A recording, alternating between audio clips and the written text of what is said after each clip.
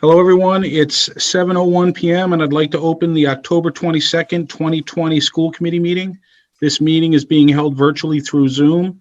The town of Littleton began conducting remote participation / Zoom meetings pursuant to Governor Baker's emergency order suspending certain provisions of the open meeting law on March 19th, 2020. Since that time, unanticipated legal concerns relating to the open meeting law have been brought to our attention by the town clerk. Those concerns were supported by the Attorney General's office and confirmed by town council. One concern is that the chat function allows a parallel text conversation to a board's public meeting.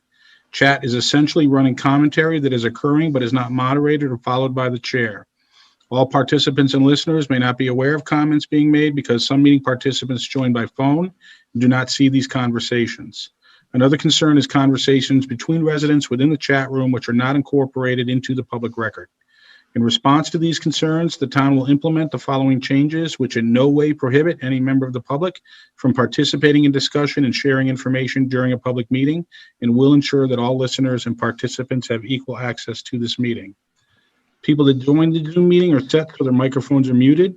If you called in by phone, please use *6 to mute or unmute your phone. So that the meeting can occur in an orderly fashion, we ask that people who join keep their microphones on mute so background noises do not interfere with the meeting. If you wish to participate in the meeting, please use the raise your hand function available on Zoom. Or if you called in by phone, dial *9, which will activate the raise your hand function. The meeting host will notify the chair of the raised hands, and the chair will determine whether and when to allow public comment. When called upon, participants should unmute and state their name and address. After speaking, we request a participant return their microphone back to mute. All right, we'll get that out of the way. We'll start the meeting. We have a consent agenda, the minutes from October 15th, 2020, and oath to bills and payroll. Make a motion to approve the minutes from October 15th, 2020, and oath to bills and payroll. Second. Motion made and seconded. Is there any discussion on the consent agenda? Hearing none, I'll call for a roll call vote. Justin? Justin McCarthy, yes. Timolin? We'll come back to Timolin. Brad? Brad Austin, yes. Matt? Matt Hunt, yes. And Mike Fontanella votes yes. Timolin, are you with us? I am with you. I just can't get video for some reason. Okay. I vote yes. Trying to get on. All right, thank you. All right, we are at the first section for input from interested citizens. I would like to let everyone know that we are going to have a discussion on the memorandum of understanding that's being negotiated between the Littleton Educators Association and the school committee. There will be a specific opportunity during that agenda item for input from interested citizens. So if you have something that you would like to speak to regarding the MOA, we would respectfully ask that you hold on to that till then, and we will definitely go as long as we need to go during that section of the agenda with interested citizens. But if you do have anything you would like to bring up before the school committee, now is one of the opportunities to do so. I do have a question. Yep. Shayna Garlisi, please state your name, your street, and your question, please. Shayna Garlisi, 23 Boxwood Drive. And I just wanted to kind of put something out there before we get into all of the discussion later tonight that I know that things have gotten heated in past school committee meetings. They've calmed down since then. And I think that as educators, we are trying to work really hard to put ourselves in a good place, both mentally, physically, and, you know, put forth our very best effort within the classroom. And I would just like to put out there before everything is said that we really do want to work together as a team. And I think that some things that have been kind of bantered about town on Facebook, online, through different letters, have sort of been divisive lately. And I would just like to hope that tonight can be a night that brings all of us together to do what is ultimately best for all of our students and all of our stakeholders that are involved. So I just wanted to put that out there before everything kind of gets rolling, that we are all working our hardest, whether we're at home helping to support our own children and students, or in the classroom teaching remotely, teaching the hybrid plan. You know, it's difficult for all, and I think that just showing some grace in that tonight would be welcomed on both sides. And I don't want there to be sides, but just welcomed all around. Thank you, Shayna. We appreciate it. That's a sincere sentiment, and we right back at you. We feel the same way, and I would maybe take just a little bit and say that I personally don't feel that our meetings have been contentious. There's been a couple very minor dust-ups based on the amount of input that we've had over the months. I think these meetings have been great, informative, and a real opportunity for us to hear from the public. And we haven't had any problem as a school committee. Looking forward to these, and even though they're long nights, they're very worthwhile from our perspective. So we appreciate the sentiment, and we hope everybody heard that, and we'll hold themselves accountable to what Shayna is asking for. It's a very reasonable request. Thank you, Shayna. All right. I don't see any other hands up. No hands. All right. Again, we will definitely offer input from interested citizens during the discussion on the MOA and at the end of the meeting. So feel free to use the raise your hand function at those times. All right. Going into recognition, Dr. Harrington. Is he with us? Oh, yeah. Yes, good evening. Happy to come before you tonight and present or announce the John Abigail Adams Scholarship recipients for this year. We had 32 seniors who have qualified to receive a John Abigail Adams Scholarship. This scholarship entitles recipients to free tuition upon their acceptance to a Massachusetts State University or college. The following students were qualified for this scholarship based upon their performance on the English language arts and mathematics MCAS test taken during the sophomore year: Anushka Huja, Carmen Aramento, Catherine Aslan, Nick Kenyete, Jenna Corbett, Tyler Carroll, Madison Corey, Megan DiLorenzo, Leah Dennehy, Nathaniel Fall, Jeremiah Farrell, Lexi George, Ellie Hood, Paige Hornbeck, Simon Hune, Brianna Lavasser, Vienne Lord, Tyler Merrill, Lily Morey, Anna Nordhausen, Alicia Patel, Sasha Pavlov, Katie Rank, Alexander Rasius, Anthony Rawa, Isabella Rule, Tanya Rizzi, Jerry Sohn, Derek Sumberg, John Wiedekamp, Caitlin Yandick, and Ruthie Zhang. To be eligible for the Adams Scholarship, students must score advanced on one MCAS test and advanced or proficient on the other two MCAS tests. They also must have a combined MCAS score that places them in the top 25% of the graduating class. We congratulate all of our students who earned this distinction and scholarship. Within the next year, they will graduate and head in a number of different directions. The Adams Scholarship presents another option for them as they consider where they will attend college. Congratulations to them all. They'll all receive individual letters, and there'll be a press release sent to the papers. And that's the special recognition tonight. All right. Terrific. Thank you. All right. The first presentation we have is on public health metrics. Unfortunately, we do not have a presentation. We found out this week that the state has changed the day that they release the data that we've been using for that update. Instead of coming out on Wednesdays, it now comes out 4 o'clock or so. Turns out it was more like 5:30 tonight. So we haven't had a chance to process it. We did receive an email from Katrina Wilcox Hagberg, who's been helping us with that, but we just got it and we didn't have time to grab it and incorporate it into the packet. We will get it online. Couple things to say about it real quickly, because we just take a quick look at it. The good news is that our confirmed case rates went down from the last week, so we were back in the yellow, albeit up towards the top of the yellow band. So that's good news. But along those same lines, we did send out information today that we have had our first 2 confirmed cases in the district. 2 of our students that are hybrid learners, so they do in-person learning during some days of the week, have tested positive.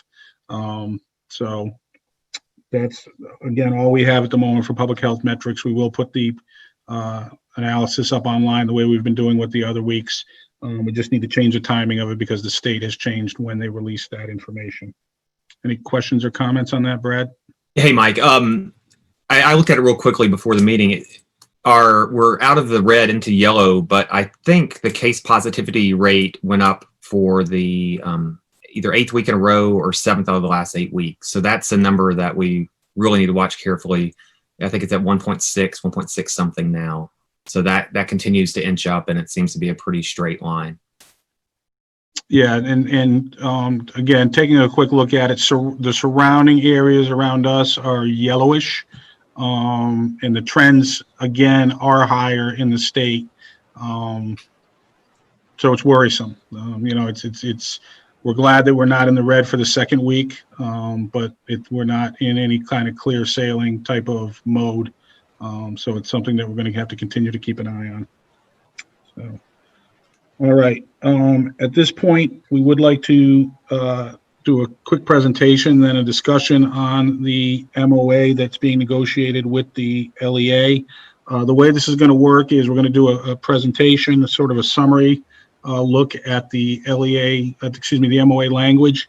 The MOA language that is being discussed and potentially voted on tonight is in our packet and is there for people to refer to if they care to. After we do the presentation, there will be a discussion amongst the school committee after that, but prior to any vote, there will be an opportunity for input from interested citizens.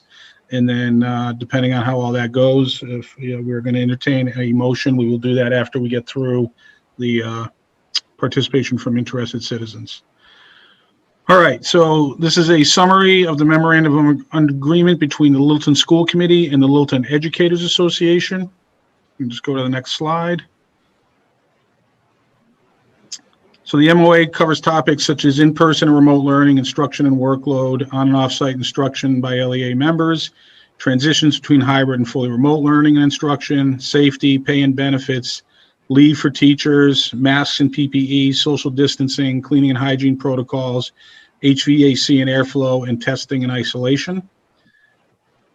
Both the LEA and the school committee negotiating team were committed to balancing two primary goals during this negotiation. The first is providing the best education and teaching possible while faced with unprecedented challenges. But the second is to keep our students, staff, and community safe and healthy. The two groups have been met twice weekly from late July through mid-September when school opened and the LEA just didn't have as much bandwidth. We did continue to meet and communicate right through this week. Both sides have presented proposals and responded with counter proposals, and both sides have made concessions and compromised in a good faith effort to reach the agreement that's before us right now. Just want to kind of summarize some of the things that are addressed in the MOA in regards to in-person and remote learning and instruction and workload. There are expectations in the MOA language about adherence to assigned schedules.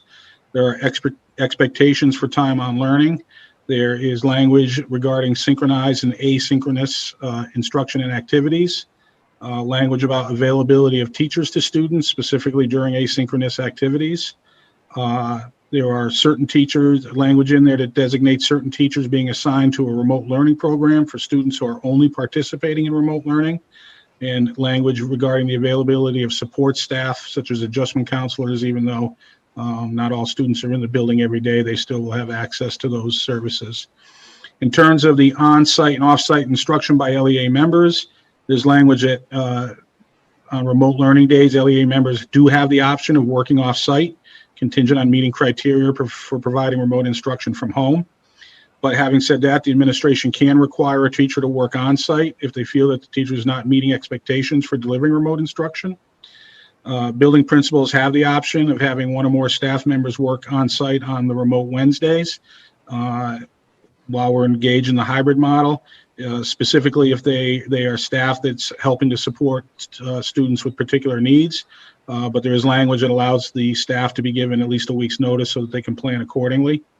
And there is language that the district may withdraw the option for remote work on Wednesdays if the district chooses at any point to have in-person learning for students on Wednesdays.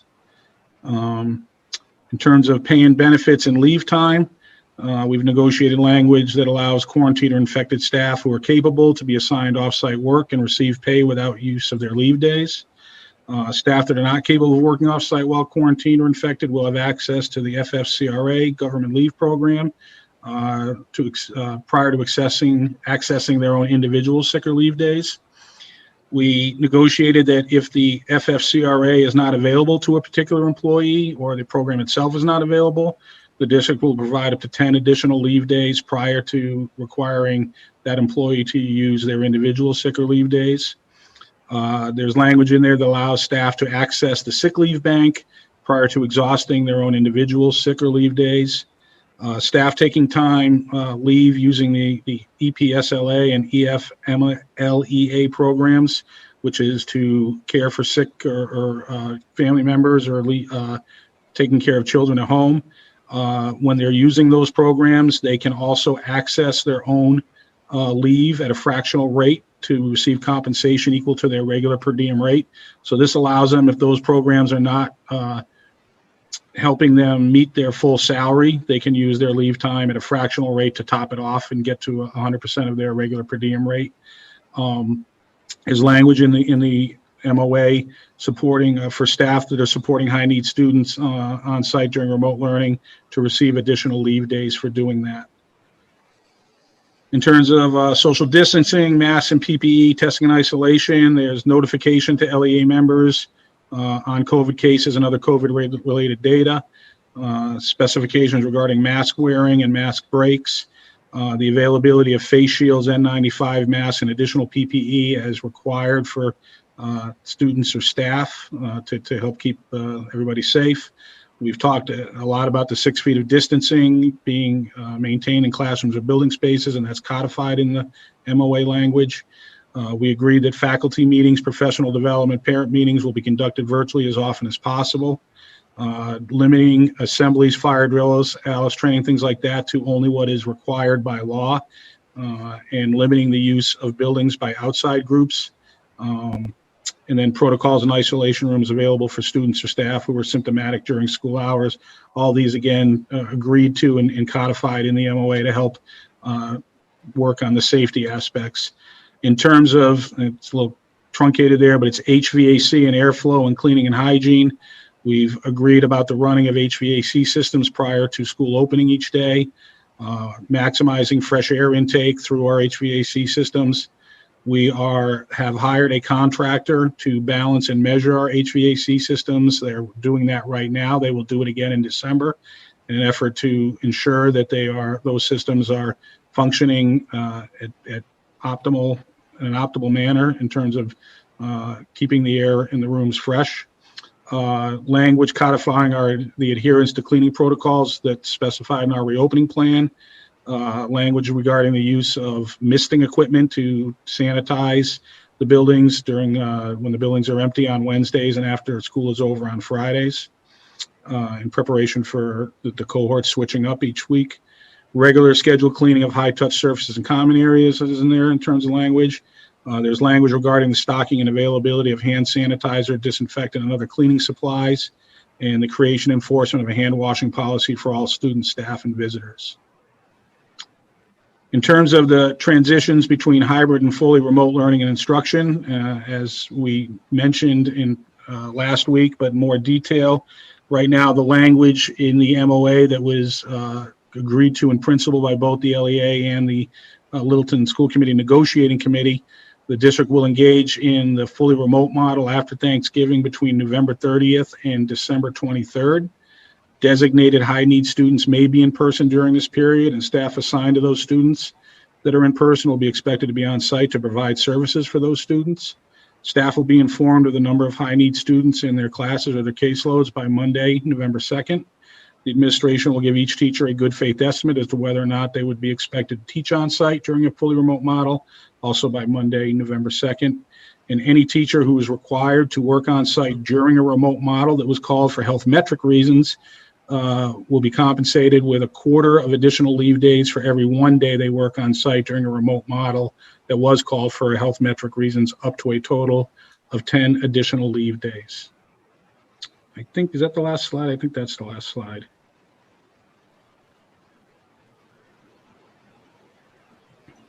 Check my copy. It's the last slide. Yeah, okay. All right, so that is sort of a summary. It really captures a lot of what's in there. There are other language in there that gets into more arcane details regarding, these topics, but that's the gist of what is being covered in the MOA. The school committee did have an executive session last night to take a look at the MOA and respond to some additional language suggestions by the LEA. But this is the MOA that has been agreed to in principle by both the LEA and the Littleton School Committee's negotiating team. And at this point now, I would like to open it up for discussion by the school committee members, and then we will open up for public input.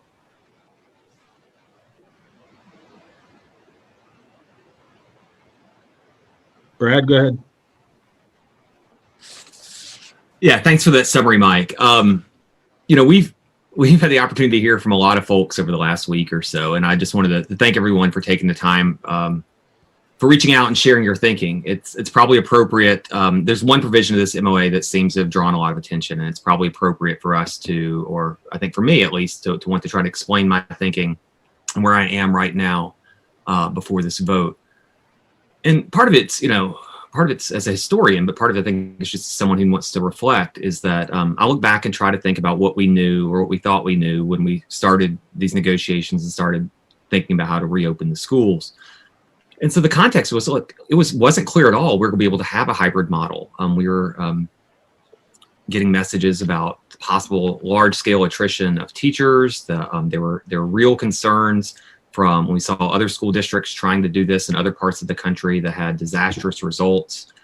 There was optimism but uncertainty about what Littleton public schools could do safely. Like, we've learned a lot about HVAC systems and MERV filters and cubic feet per minute ratios and cleaning stations. And, we've learned a lot about, but we had a lot of questions, what we could do and what we couldn't do.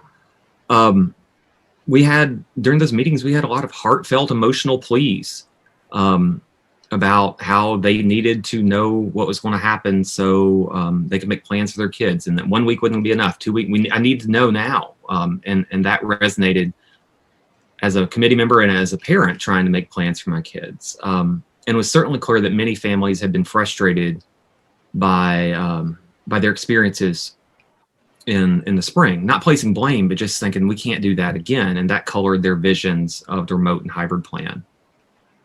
To remind people, I voted against the hybrid model.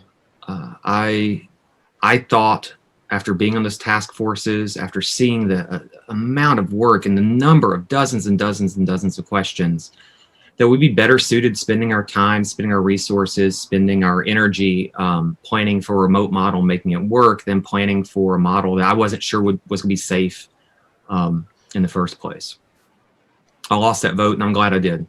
I think going into hybrid model was absolutely the right decision now. And I think that because now we know more, we know different, we have answers to some of our questions. In the beginning, we didn't even have public health data. We didn't have red and green and yellow. We didn't have some of these ratios in front of us. So now we do. The hybrid model seems to be working to most people's satisfaction, if not perfectly, both in terms of public health and in terms of education. Although the two cases today are troubling, right? We do have public health metrics that are giving us some guidance and making us think that it's safe to be open right now.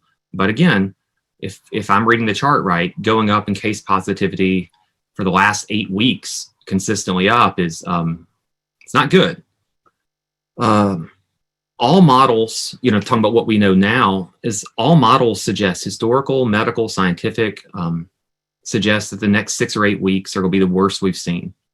That has to be factored in my mind, and thinking about what we can do. I think part of our expectations as we were planning this was that this would be most challenging for elementary kids, especially, and kids with IEPs and 504s, kids at high risk. And I think that's been borne out. We heard from a lot of parents. I've got a kid in elementary school.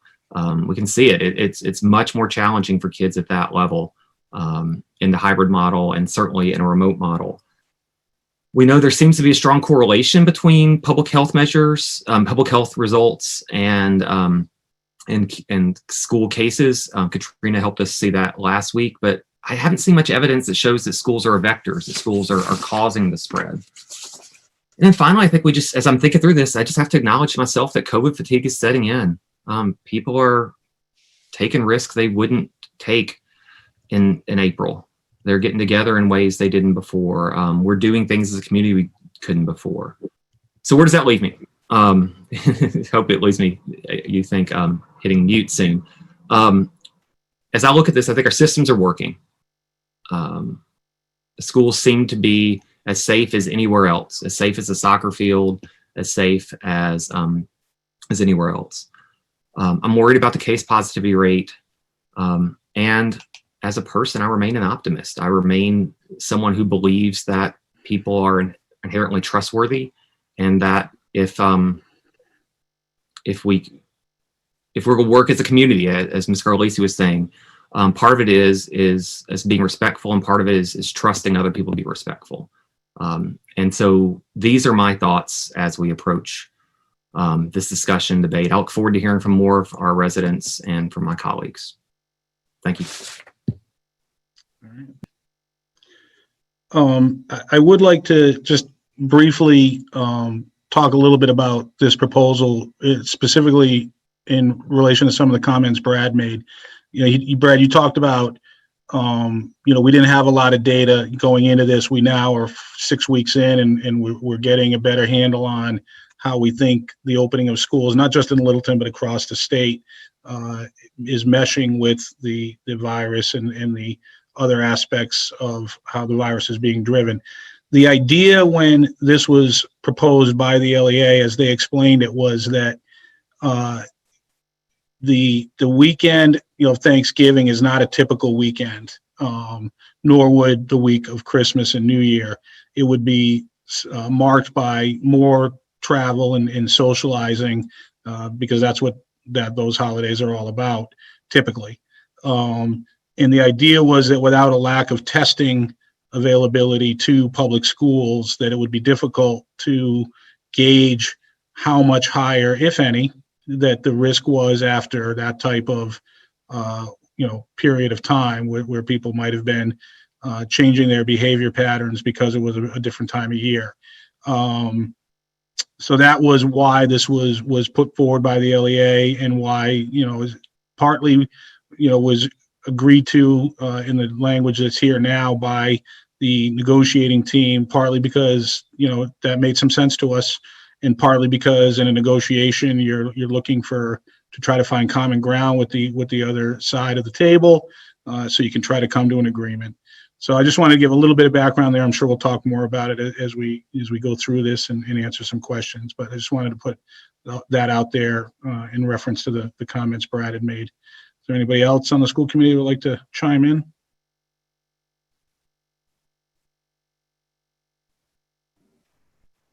Matt?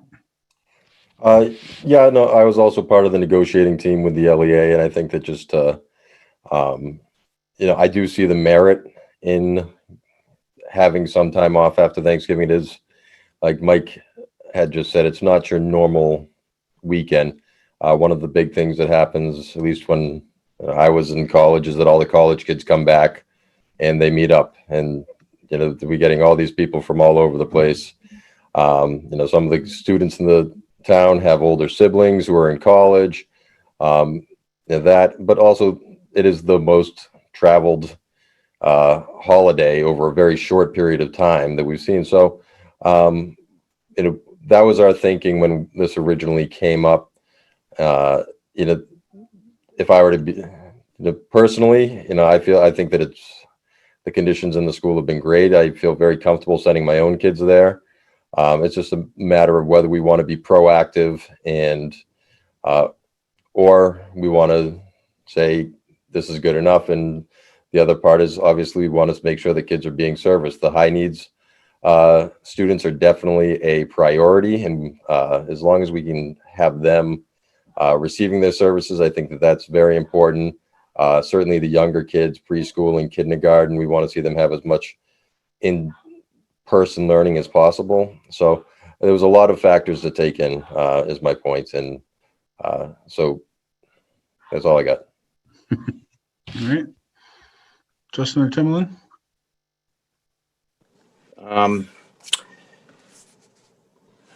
I definitely have a lot to say on the topic, but my preference would be to sort of just yield my time to the public as we received all the emails this week. I just want to, I want to hear from those that plan on speaking.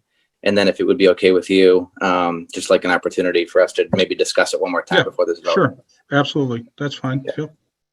Yeah, I agree with Justin. I would like to hear from, even though I've read like 100 emails this week, I'd like to hear from people that we haven't heard from. I agree with Matt that and Brad, when we started this, we didn't know anything and we were just taking what we could get from everywhere. And now that we're a little bit more educated on it, I feel safe sending my kids into school also. So, but I know that I do have a college kid. She's not at school now, but her college is sending all the kids home now. So I know that throws a whole nother mix in with families here in Littleton. But I'll let others talk and talk some more at the end. Okay. Thanks. Yep. All right. I think that probably is a good segue into input from interested citizens. So Dorothy, can we go ahead and kick it off? Sure. Matthew Ridge, please state your name, your street, and your question, please. I'm sorry, who did you say first? Matthew Ridge. Oh, he must have dropped off for some reason. Find him again. Is he in there? All right, we'll just go with Jess. Jess, state your name, your street, and your question, please.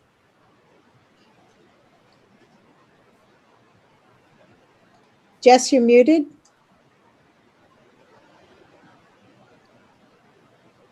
Jess, please unmute.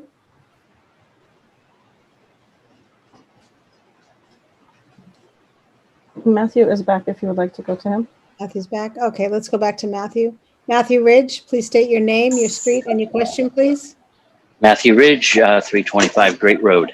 I actually have a few things, but one is, when are we supposed to have like a week of kids home?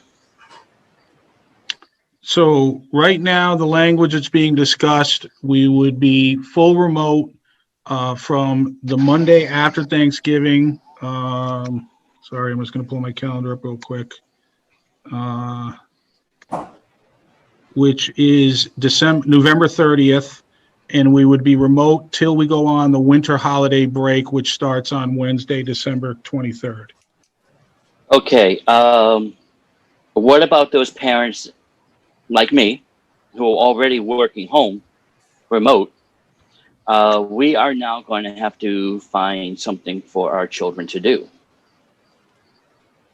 I mean, one day a week is fine, but we've already gotten to the point where my wife is working literally half of her salary, half of her hours, so we're losing half of her salary. I mean, we've been very tolerant for what's been going on, and honestly, this is becoming problematic because, as I said at the beginning, and before you said that we know more now, it seems that it came on deaf ears. We are not able to pay rent if we lose any more time. I mean, you keep on saying that we'll work with you, we'll find a way of making this work. Well, it seems to work for you guys. It doesn't seem to work for us. I mean, I'm going to be truthful as well, because the other thing, my son's also at Shaker Lane, and there was one day where he actually spiked the temperature because he had his flu shot. We told the school he's not coming in. We asked if there was a way for him to remote, and the answer was no. Now, I mean, nothing against it, but I cannot see this going well for people in my position. We are on Occam's razor right now for most of us. And if we lose one paycheck, if we lose more money than we have already, we have sacrificed more than it seems that you guys realize. And we are running into a situation where we cannot afford this anymore. I am taking almost 50% of my paycheck and paying things that I cannot do. I am putting IOUs out there for people. And the thing is that our family makes too much money to get state help. So this is one of these things that it seems like a catch-22, but Massachusetts is not a friendly state when it comes to rent. Massachusetts is not a friendly state when it comes to people who are actually trying to make a living. You either are poor or you're not. And thankfully, we are in a section right now where we are not considered poor. And all of these things that I've been hearing about, we are running into a situation where I am going to start losing a lot more sleep if we end up wasting more time. And I'm sorry, we are wasting time trying to accommodate for the school to figure out what is the best next step. Matthew, Because we appreciate you giving us your personal perspective on that. Be frank, I think we've gotten the point you've made, and we appreciate it. We really do. We don't take this lightly. Our own school committee members, our administrative staff, our teachers, we are all going through this. All of our situations are unique to ourselves, for sure. We understand exactly the points you're making, and we consider them significantly and in depth before we consider these types of things. As I said at the beginning of the presentation, both sides of the negotiation team were very much had two goals in mind, right? It's balancing the delivery of education and by extension, a lot of the points you made about how difficult it is for the families when we can't provide that in-person instruction. We know how important that is. We never forget about it. That is at the forefront of our minds every time we have to have this kind of debate and discussion and determination. And it weighs on us. It really, really weighs on us. But the second thing that we have to do because of the circumstances that we're all facing is make sure that we're also balancing that with the safety and health of our students, staff, and community. That's also at the forefront of our minds. This struggle is to come to terms with both of those things. And we don't take one for granted over the other by any stretch of the imagination. We appreciate the point you're making. We appreciate you bringing it home with your own personal perspective and experience. And we understand, we really do understand and take that into consideration. Well, my only worry is that I hear this a lot and I hear you appreciate it, but it always seems that, and I'm sure I'm not the only person that's going to be saying this, that there's a majority of us here that are more than just silent because we know that nothing is going to change. And Matthew, a lot of the points that you brought up back in the summer, we actually did listen to, and we executed as closely as we could to meet the specific things you were talking about. I'm sorry that we can't do more. We would do more if we could. If we felt that it was safe to do so, we would do more. The reason that we're not doing more is because we have to balance that safety and health aspect of it. That cannot be ignored. And I completely understand what you're saying, but the one thing that you've also ended up pointing out earlier in this meeting is that you were also pointing out that we have seen an escalation of cases. I mean, I know I looked at it myself because I'm worried. And right now, for Littleton, we are in yellow, but we are also at last 14 days are 9 cases. And that's basically a 6.6 out of 100,000. And I'm getting this straight from the state. I'm getting this from mass.gov. So this is one of these things that I'm worried about is that, and they're saying that we are going to see a higher rate. So it doesn't matter. It matters, but right now we are looking into a situation where we are going to see more cases. If we see more cases, we are going to have to figure out what's going to go on. And right now, I don't know, but the majority of us, I don't know what we are going to do. If this ends up happening again and we start seeing a spike again, we are going to start losing our shirts. And that's basically where we're at. And I can almost guarantee you 25% of the people who are listening to this right now that are in the public are probably either nodding their head or agreeing because that's it. everybody here is paycheck to paycheck before the COVID, and now we're definitely paycheck to paycheck, if not sans paycheck, because of this, and we are hurting. I mean, that's basically where we're at, and now we're talking about cutting more time off. I don't know.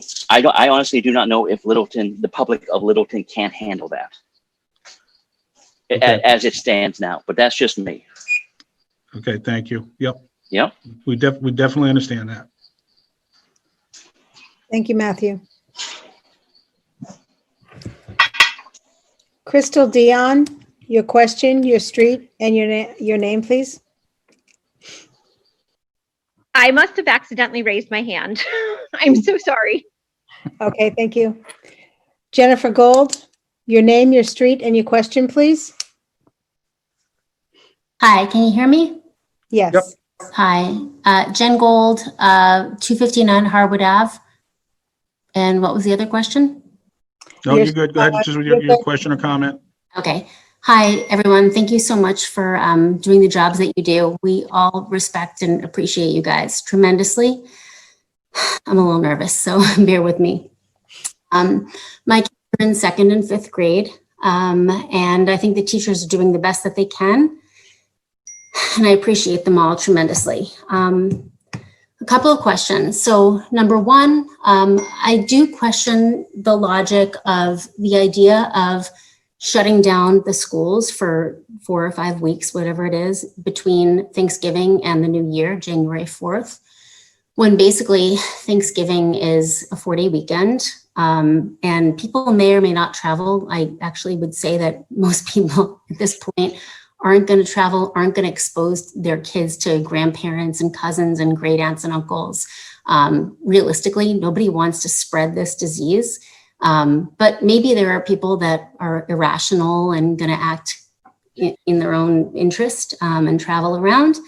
But even if they were to do that, the idea of shutting down for 4 weeks after that, to me, makes no sense. I don't understand the logic. The trade-off of maybe 4 weeks after Thanksgiving versus no weeks after Christmas and New Year's, where there's a 10-day break during that holiday, not shutting down at all. I just don't get it. The other main thing that I want to say is like following the data. I mean, I think that, you know, right now, obviously we've come out of the red, we're in the yellow, but the real data is around, I mean, it's the real data, but it's around who's in the school system and what kind of cases are even related to the school system. I think we need to be prudent and cautious about that. But these decisions were made months ago around shutting down for all of December.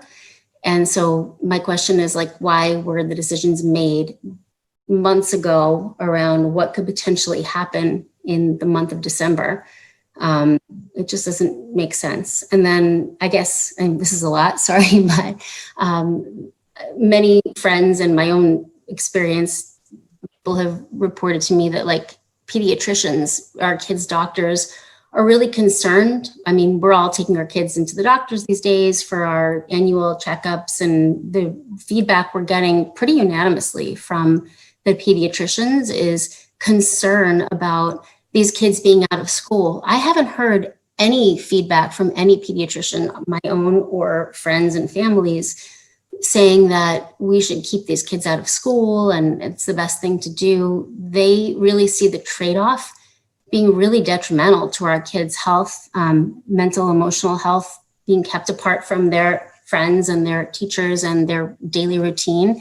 And so there's a lot of concern about their mental health and how it's impacting them. So I realize that's a lot, but those are concerns. No, that's fine.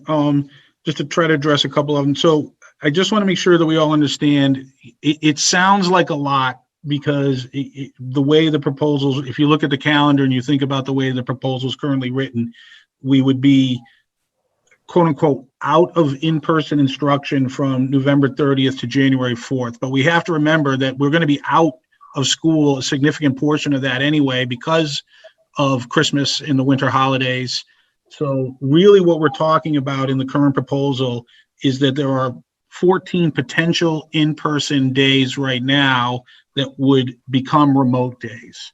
And that would be between November 30th and December 23rd. And then from December 24th to January 3rd, we're out anyway. That's the winter break. That's not going to change. So it's 14 days conceivably that we would shift from in-person instruction through the hybrid model to full remote if we endorse this.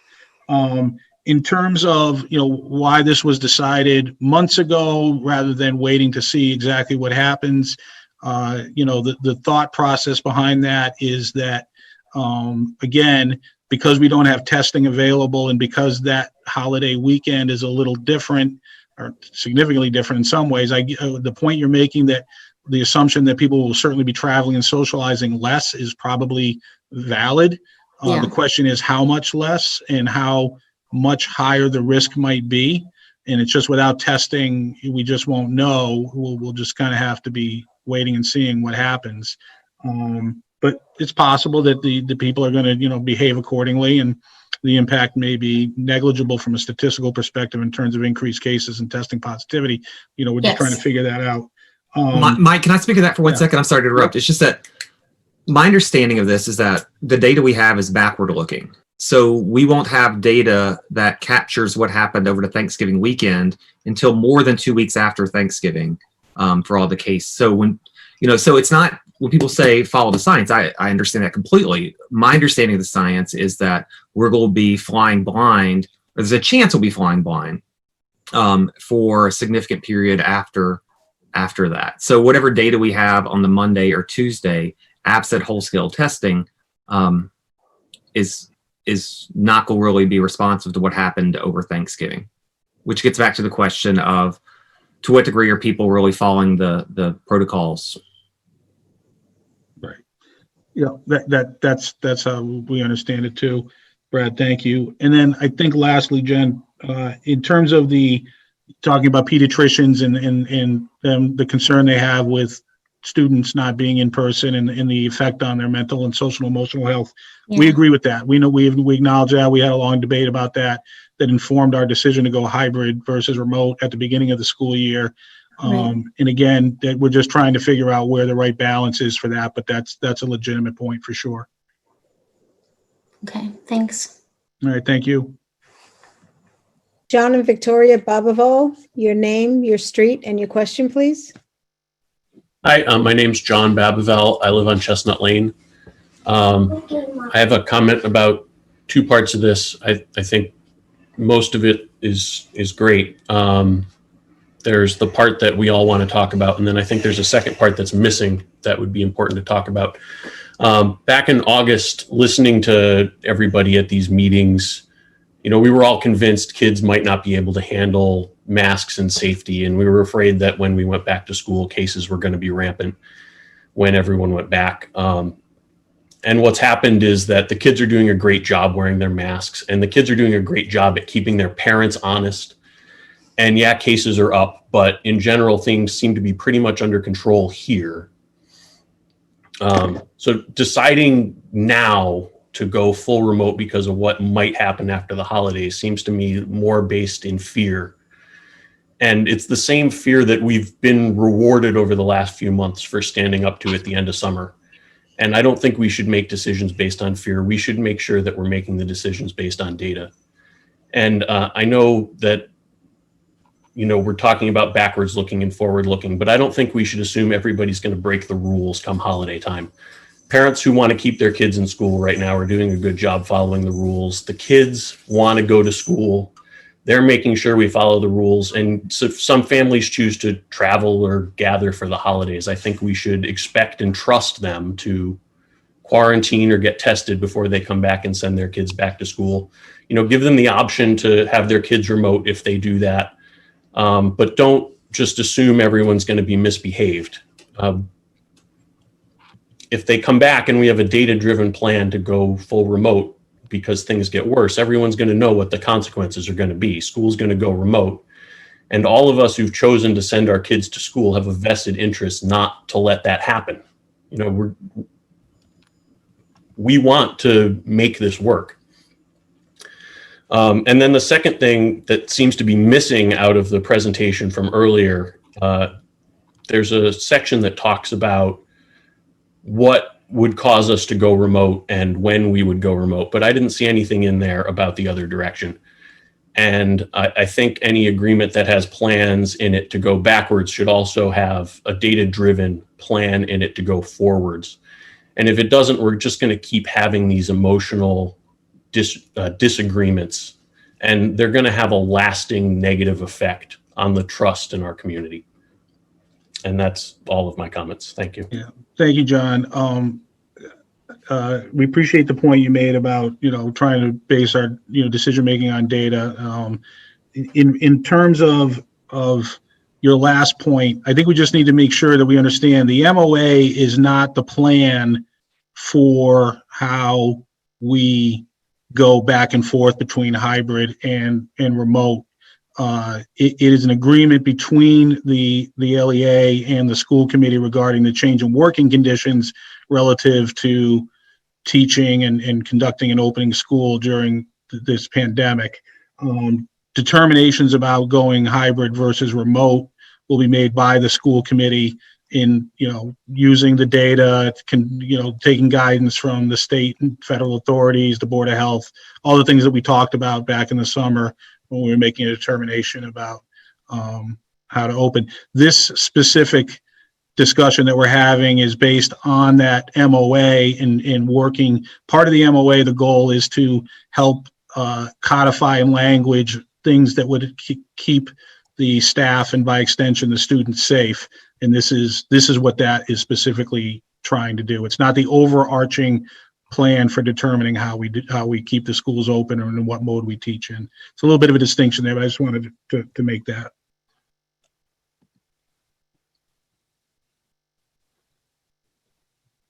Okay. Yeah, it wasn't really a question. It was my commentary. So I appreciate you addressing it. And thank you. No, thank you. Appreciate it. Robert Piotrowski, your name, your street, and your question, please.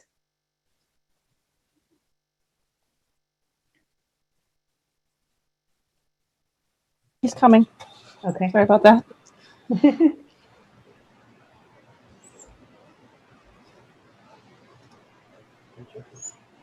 And Robert, you should be able to talk now. Mm-hmm. Robert, you there? No? Okay, we'll go on to the next. Debbie? Debbie, please state your name, your question, please. And your Hi, street. Debbie Tsillas, 29 Surrey Road. First and foremost, I want to say thank you to all of you. I've been on these calls and I think you're doing a wonderful job in a tremendously difficult time. So thank you for all of your guidance and all of your thoughts. I have a question that's actually for a population that we don't talk about very much, and that's for the older folks in the high school. I am the parent of a senior, and by shutting down November 30th through December 23rd, that is taking away a huge portion of time that some of these seniors really rely on for getting applications in for college. As you can imagine, it's been a particularly challenging time for us to be looking at colleges and thinking about colleges with campuses being shut down. They pretty much lost their junior seminar due to COVID. And now by shutting down from the 30th to the 23rd, how are we going to help these seniors navigate in these crazy and unprecedented times so that they can apply to college and they can get into the school of their choice? We really need to have the time with the guidance counselors, and I'm just looking for some thoughts from you folks as to how we can make that happen. We're not shutting down. I mean, we would be going remote. We would still be, in class, and we'd still have our time on learning. And we would expect that our guidance department would be available, in the same amount of time, and through the same mechanisms other than the in-person. And I'm not trying to soft pedal that. That is definitely a negative impact, the fact that it wouldn't be in person during those 14 days when they otherwise could be. So that's a very valid point. I appreciate you bringing it up. I think we've heard from a lot of parents via email, and just looking at it from my own reading of those emails, it was a lot of parents of elementary age children. And I think it was Brad talked about how we think about how sometimes maybe we weigh the younger kids a little bit more because the remote instruction can be significantly more challenging for them than it is for the older kids. But that's not to say that we think that the remote delivery of instruction or support services like the ones you're talking about are good for the older kids. We just think maybe it's a little less negatively impactful because they're a little bit older and more able to deal with that. But it's a valid point. We appreciate you raising it, and I'm sure it'll inform us as we go forward here.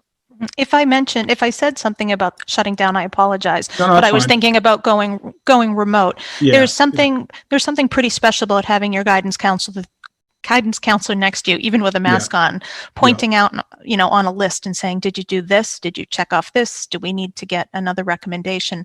So that makes it harder. I mean, we all sort of live in the world of Zoom right now, and I know they can do it. I just think they've struggled enough, and I'd like to see an opportunity for them to have a little bit more one-on-one time with their guidance counselors so we can set them up for success. Yep. Thank you. You're right about that. Thank you. Thank you, Debbie. Jillian Shaw, please state your name, your street, and your question, please.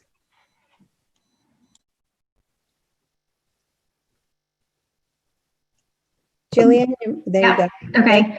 Yeah, Jillian Shaw, Sleigh Ride Lane. I have a statement and a question.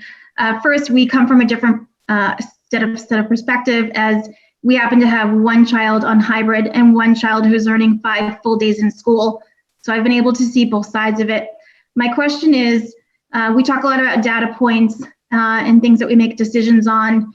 We had a lot of surveys done with parents, a lot of surveys done with teachers, but I think we're missing a major data point from the kids, and perhaps not the younger aged kids, as they won't have the same ability.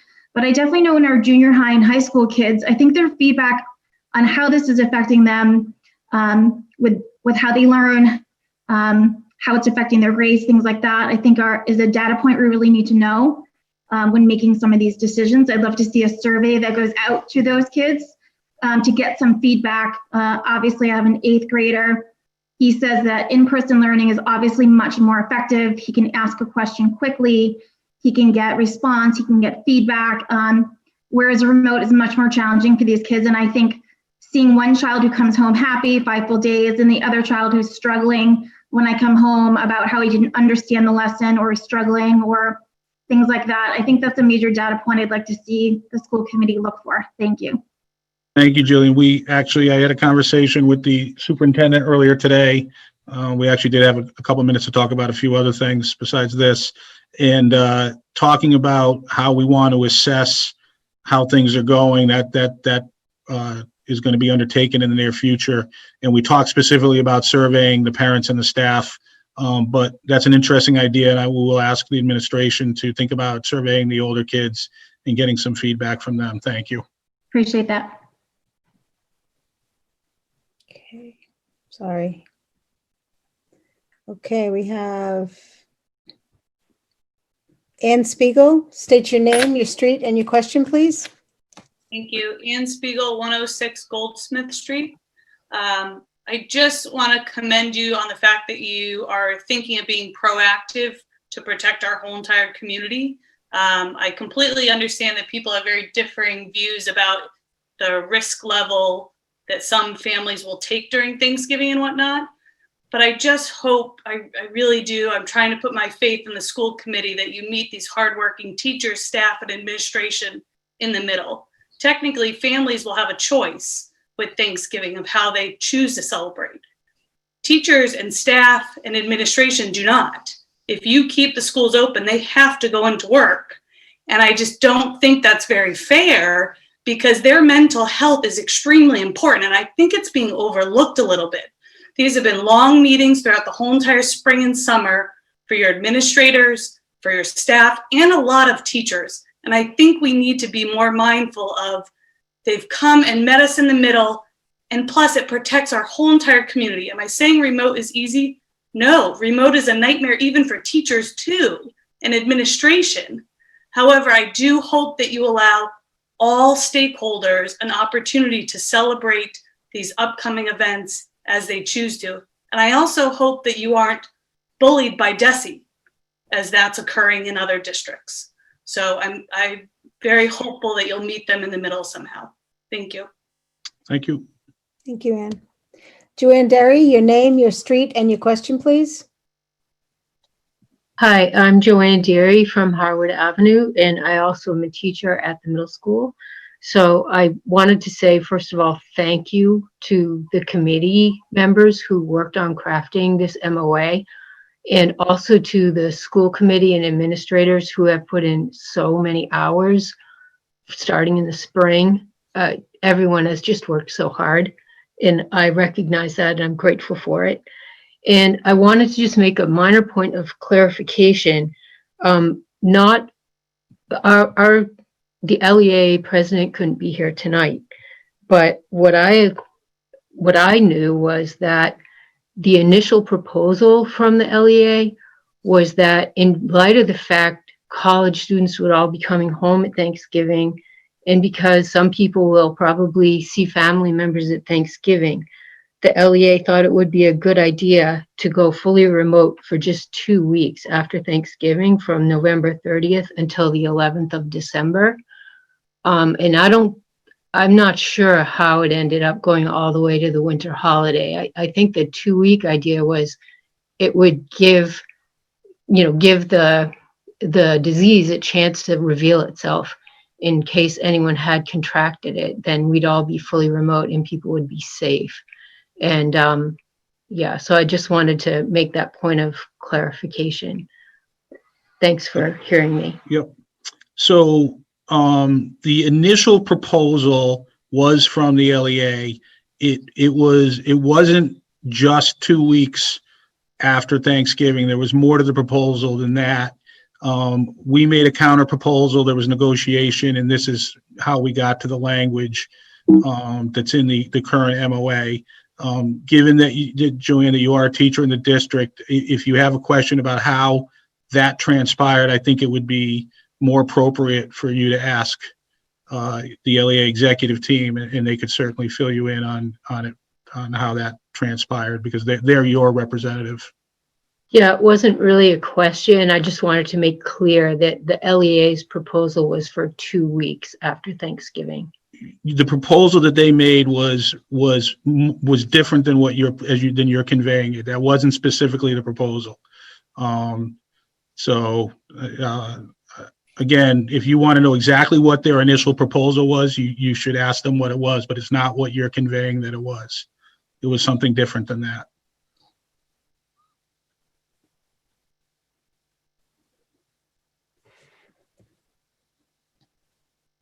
Thank you, Joanne. Trent's parents, please state your name, your street, and your question, please. Hi, yes, this is Jen Schulman, 1 for Lane. Thank you, Jen. Thank you. So we've been using public data to drive our decisions in terms of school and when to open. I'm concerned about what's changed about this in terms of we've been using whatever metrics are used to open schools or close schools, and what's changed. Why wouldn't we use this data going forward? So the theory behind it is that, and Brad spoke to it a few minutes ago, that the data that we have is retroactive. It's 2 weeks behind. So, and that's the only data we can get, because we don't have testing, and because the state doesn't turn the data around, that they get around faster than that. That's the best we can do right now. And we just, the negotiating team in discussion with the LEA when we were working through this, felt that maybe because of the nature of the holiday, that relying on that retroactive data might not be as good an idea, as valid an idea as it is during a more standard week. I totally understand that 100%. I think that the DESE data is 3 weeks of in the red is when you determine when to go remote. So 2 weeks wouldn't be sufficient for that. And Right. And And if that's, people, oh, sorry, go go ahead. ahead. No, go ahead, Oh. go ahead, finish. I was going to say, if people travel, they should decide to stay home and quarantine. And I think that we should be trusting of people to do that. And the point is to slow the spread, not stop the spread. It's going to happen. We're in this pandemic. It's going to be with us for a while. So I think that slowing it and relying, like the kids' mental health, my son has, unfortunately, cerebral palsy. And thank you for all the responses of your emails.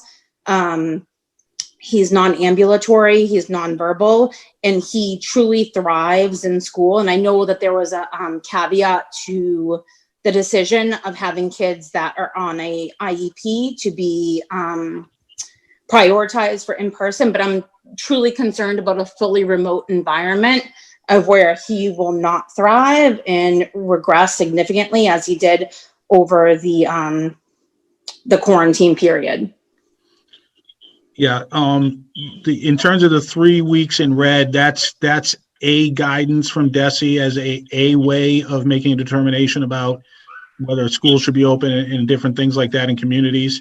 But there are also other metrics we would use, which is, our case counts in our students and staff. And again, the theory behind this and the reason it was considered was that if we went remote, that we might be able to avoid a spike in those in-school student cases and staff cases, which is something that we, don't want to necessarily be reacting to. I definitely agree with that, but it's Yeah. about slowing the spread, not stopping Right. it. So I think Right. that being proactive in terms of like the teachers and the students have been so amazing with precautions and using masks and sanitizing and all of that. So for me, I feel like my son's been so safe going to school, and I feel like the teachers have as well. So I'm not sure why we wouldn't go based off the data, which is what we've done in the past. That's what we've been, data driven. Okay. Thank you. Brad, do you want to chime in on that? Yeah, it's just I really appreciated Jen's points. I would say that the 3 weeks in the red is one metric. Another metric we're watching very closely is anytime if we ever get close to the 3% of case positivity, that's not a trend. That's more of a data point. And if we're 2 weeks behind, that number would matter. Just as we're talking about the different metrics we're using, the 3% case positivity seems to be an important one as well.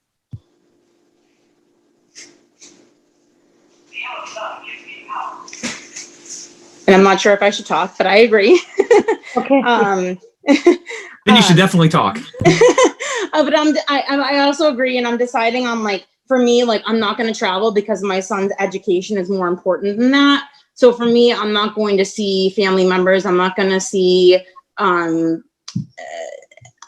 being large groups. For me, my son's education is more important. So I was hoping that it'd be driven off data and metrics versus oh, this is what we assume is going to happen. I think assumptions aren't the way to go about it. I think it's based on data. Thank you. Thank you. Sherry Cook Helvitz, your name, your street, and your question, please.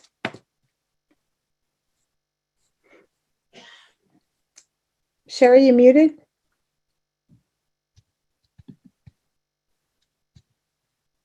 I'm sorry. My computer and messed everything up. So I work in healthcare. Sherry, it's going in and out. It's very staticky. Oh, I'm sorry. Could you try hanging up and calling back? Is this any better? No. Sorry.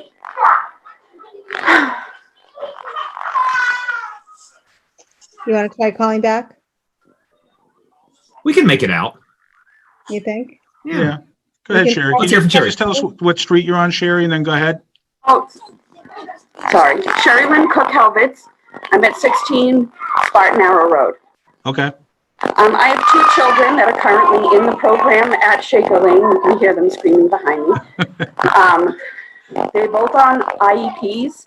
I was a little confused. I know there's been a lot of discussion that you guys haven't made a decision about children on IEPs and if they're going to remain in school, if they're not going to remain in school. And I think I personally, for work reasons, the sooner I know, the better chances I have of getting a change in my work schedule approved. But my bigger concern is, has this been taken into consideration that some companies and places that people work, especially for myself who works in healthcare, where we take precautions every single day, just as the schools do. We don't shut down just because of a holiday. We go on the guidance of the fact that if people travel outside of state, but as an employer, I have to contest to if I go food shopping up in New Hampshire versus staying in Massachusetts. And I know a lot of employers are doing that. So my feeling is there are laws right now that protect people, especially essential workers and healthcare workers that are exempt to most laws that have come out in regards to COVID-19. That if there's a sickness or illness or COVID-19 is present and quarantining needs to happen, then there's laws, there's FMLA, there's things that can protect us parents so that we don't have to lose our job just because of a month of remote learning. And in addition to that, I'm sorry, I probably should stop because you're just going to hear my kids screaming, so I'm sorry. We appreciate the point you're making about, that there are definitely, some supports in place if things, do get tricky for families and communities. In terms of your question about certain students that are receiving IEP services, whether they would be in person or remote, we would ask you to just reach out directly to Lynn Snow, our Director of Pupil Services, and she will answer your specific situation directly for you guys. Okay? Okay, but my bigger concern is like us in healthcare, for instance, who have been dealing with this since the onset, since March 16th, when this all came about into our communities and into our state. And we have all been able to report to work, to abide by all of the guidelines that have been set forth by the federal government, by Governor Baker, the state of Massachusetts. I'm so sorry, I'm by myself and my husband isn't here to quiet my kids. We can hear you. It's okay. Okay. I guess that's where my concern is that what's been put in place by the state thus far works. It works in healthcare. It works in essential places.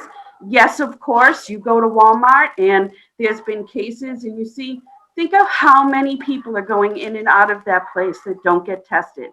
There are laws right now that are in place by the state that are telling people if you travel, you have to quarantine. You have to get a COVID test in order to return back to work. The same applies in the fact of our children. If we take our children places, just like I would have to quarantine for work, we would all have to quarantine before going back to school. And I just feel that it's really being lost in this discussion between remote and hybrid. And I'm sorry, I will mute and won't come back because they're like jumping off the walls. All right. Thank you, Sherry. We did hear you. No problem. And we understand the point you're making. A couple of us have already addressed that. That's why we do have some concerns about supporting this. Or in their comments were specifically echoed a lot of what the point you were making. So we do understand that. Thank you. Thank you, Sherry. Heather, please state your name, your street, and your question, please. Hi, this is Heather Stimson at 107 Great Road. And I'm going to set aside the question as to whether we're remote or are hybrid. I wanted to ask about the amount of asynchronous learning that's going on as part of this. I'm a little bit concerned, especially with the younger age groups, that synchronous learning seems to be under 2 hours a day. And I'm trying to understand how this proposal codifies the amount of time that can be synchronous versus asynchronous. Right. So, yeah, I will And definitely. I have reached out to Michelle about this as well as others. Yeah, and I'll definitely let the principals chime in. I just want to answer it in respect specifically to the MOA.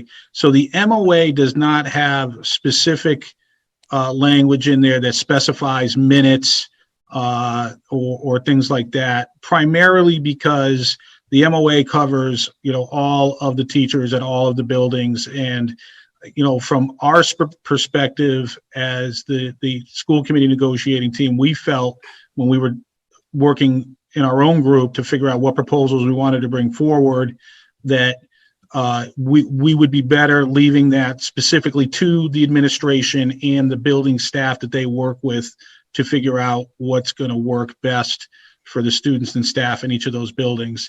And subsequently, the LEA did not bring forward any, at least as I remember it, and certainly wasn't, if they did bring anything forward, it wasn't agreed to, specific numbers about that. It was more general language around general understandings about that there would be synchronous learning, that it couldn't be strictly asynchronous, that, defined by periods and learning blocks, there was a balance. But at this point, I would like to let the principals, or I guess Michelle maybe, because Heather's asking specifically about her experience at Shaker Lane. Thanks, Mike. Hi, Heather. As mentioned in the email I sent either last week or the week before, some of the classrooms, the way they're structured, they do have time that doesn't lend itself to synchronous learning. For example, a couple of the classrooms that you're referring to have back-to-back recess, snack, and a special. So that's, a half hour of time and then an additional 40 minutes of time. So we are not live streaming during that time. There's a period of time after that where the teachers in second grade have chosen to focus on the in-person for writing. Many of them are using the new Lucy Calkins writing program, which is difficult to instruct remotely. So they are really trying to focus that in-person time in writing. So unfortunately, that is another time, right now that is asynchronous. And then after that is another period of recess and lunch. So unfortunately, the way their schedule is sandwiched together, it does look like there's a lot of non-learning time, but there are asynchronous opportunities at that time. It's not perfect. We can certainly come back and look at it, but, I've given the teachers the autonomy to create the schedule that we have, create their schedule based on the shared specials that we share with Russell Street. So we only have some of the unified arts teachers at periods of time that we have to use them. So I know this is a challenge in the second grade with their learning schedule, and we can continue to revisit it. I do know that the teachers are reaching out to parents. It's not that they're not available. It's just that it's not a live streaming synchronous time in second grade. Yeah, they haven't necessarily been available to students. So more days than not, my son is in tears when he reaches a point where he can't connect with someone. And I'm very concerned if we have a 6-hour day, if 3 of those hours are offline where they're given a workbook or a task to do in Zoom?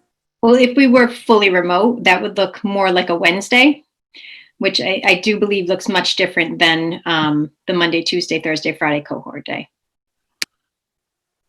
And Heather, we have, I know I've had some other conversations and emails from other parents asking specifically about this, and talking with Dr. Schcmte.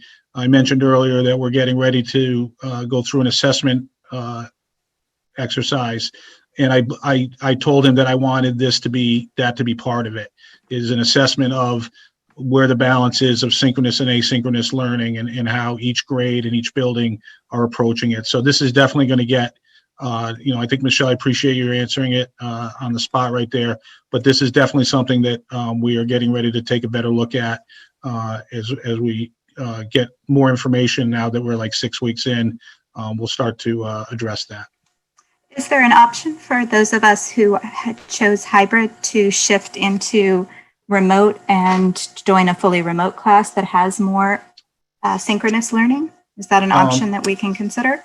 I think you could definitely ask Michelle that, and why don't you guys work that out directly? But I think that'd be the best way to handle that. Thank you. So could I just answer that now? And sure. Maybe Dr. Schcmte might want to chime in. I believe that there is the option to move between either plan coming up at the end of each semester for kindergarten and trimester for T through 5. As I understood that program, though, it wouldn't necessarily, if my child chose to shift to all remote, would that be a shift in classroom according to that program? That wasn't the way I understood it at the start of the year. So that detail, I think we need to have further discussions about. We'd have to really look at the numbers so that we don't have a complete imbalance between the hybrid teachers and the remote teachers. Okay, thank you. Thank you, Heather. Thank you, Heather. Michael Bach, your name, your street, and your question, please. Good evening, Michael Bach, 14 Stony Stream Lane. So to follow on to the last great question comment, we have a daughter who's in kindergarten. Out of her on the Wednesday day, out of the 3 hours, she goes to the full day, the 5 day a week hybrid. Out of the 3 hours and 25 minutes I observed the last Wednesday, I mean, there was less than an hour of full teaching. So I am scared of what's to come if we do go fully remote, because it's not sustainable. I'm also wondering how many of the full remote days have been audited by the principals. How many are you guys attending? What are you seeing? What are you confident that this is going to get us the end result? And my question for that is, when is the check that it's working? How do we gauge that this is actually getting the end result that we need? So that's question one. And data, right? We seem to be very data driven. Travel isn't happening. I hate to burst everyone's bubble, right? We all see the news. Massport is reporting 88% less travelers every single day. The news tonight, they're talking about selling the ferries to make ends meet. The Mass Pike yesterday reported $2 million deficit on tolls. People are not traveling. So I get that we think people might travel, but it's not happening, right? So we need to be data driven in the decisions we're making, that travel is not actually taking place. The summer months, the June, July, August, are the heaviest travel months, not the week around Thanksgiving, not the week around Christmas. There was no major spike in June. There was no major spike in July. There was no major spike in August. And yet here we are being proactive of something that the data is showing us isn't happening. So I just like to, if we could pull in either the TSA data, the Department of Transportation data, the Mass Pike data. The Massport is talking about closing one of their terminals, closing Terminal A, because no one is using it. We need to take that into this meeting moving forward. I get the DESI numbers, I get the COVID numbers, but we need to start bringing in alternative data sources, because we need to look at leading indicators, not lagging indicators, right? Everyone has said it's 2 weeks behind, 3 weeks behind. The Mass Pike reports daily. They are hemorrhaging money because no one is driving.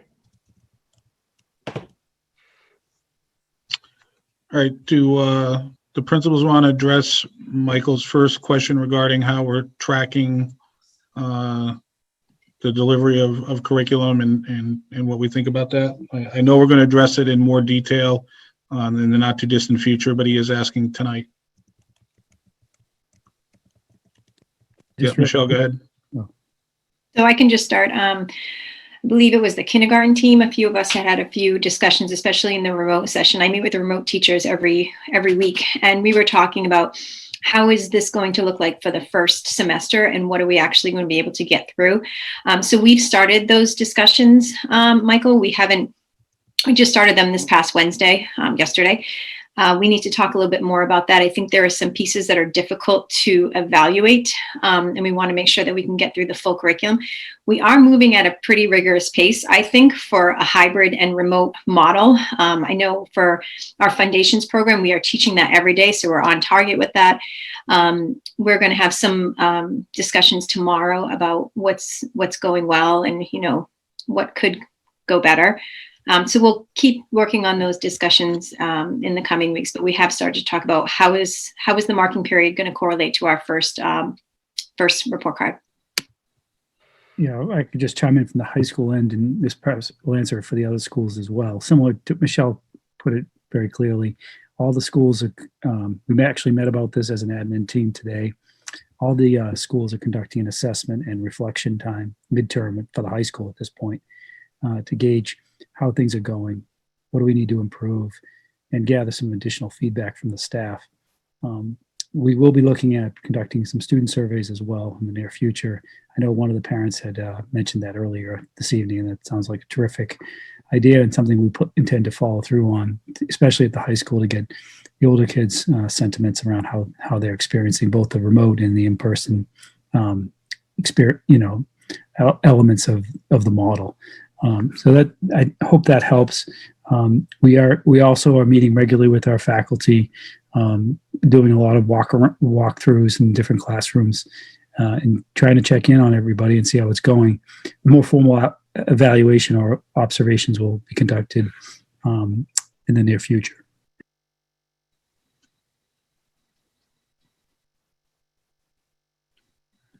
Cheryl or Jason, do you guys want to weigh in?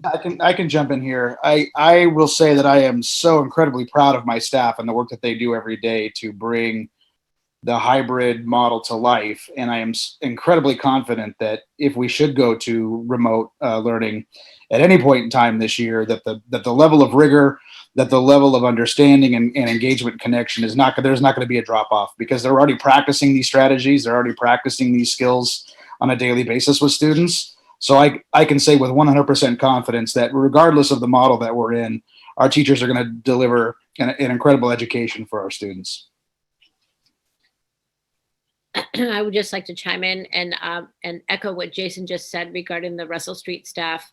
I am thinking back as we're having this conversation that a parent reached out to me with a concern around the asynchronous and synchronous learning on the first day of school, which was a fully remote day.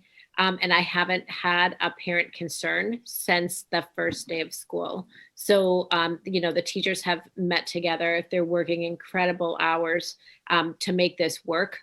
They're making it look seamless and easy. And we keep reminding each other that, and you all, that it's taking an amazing amount of work for them to do this. And I give them credit every single day for the amount of work that they're putting in. And we do reach out to families every week. In my weekend update, I ask families to please remember that they can reach out if they have questions or concerns. And like I said, it seems to be going quite smoothly since the first day of school. All right, thank you. Again, we will definitely have more data and a more robust presentation and discussion about this in the near future.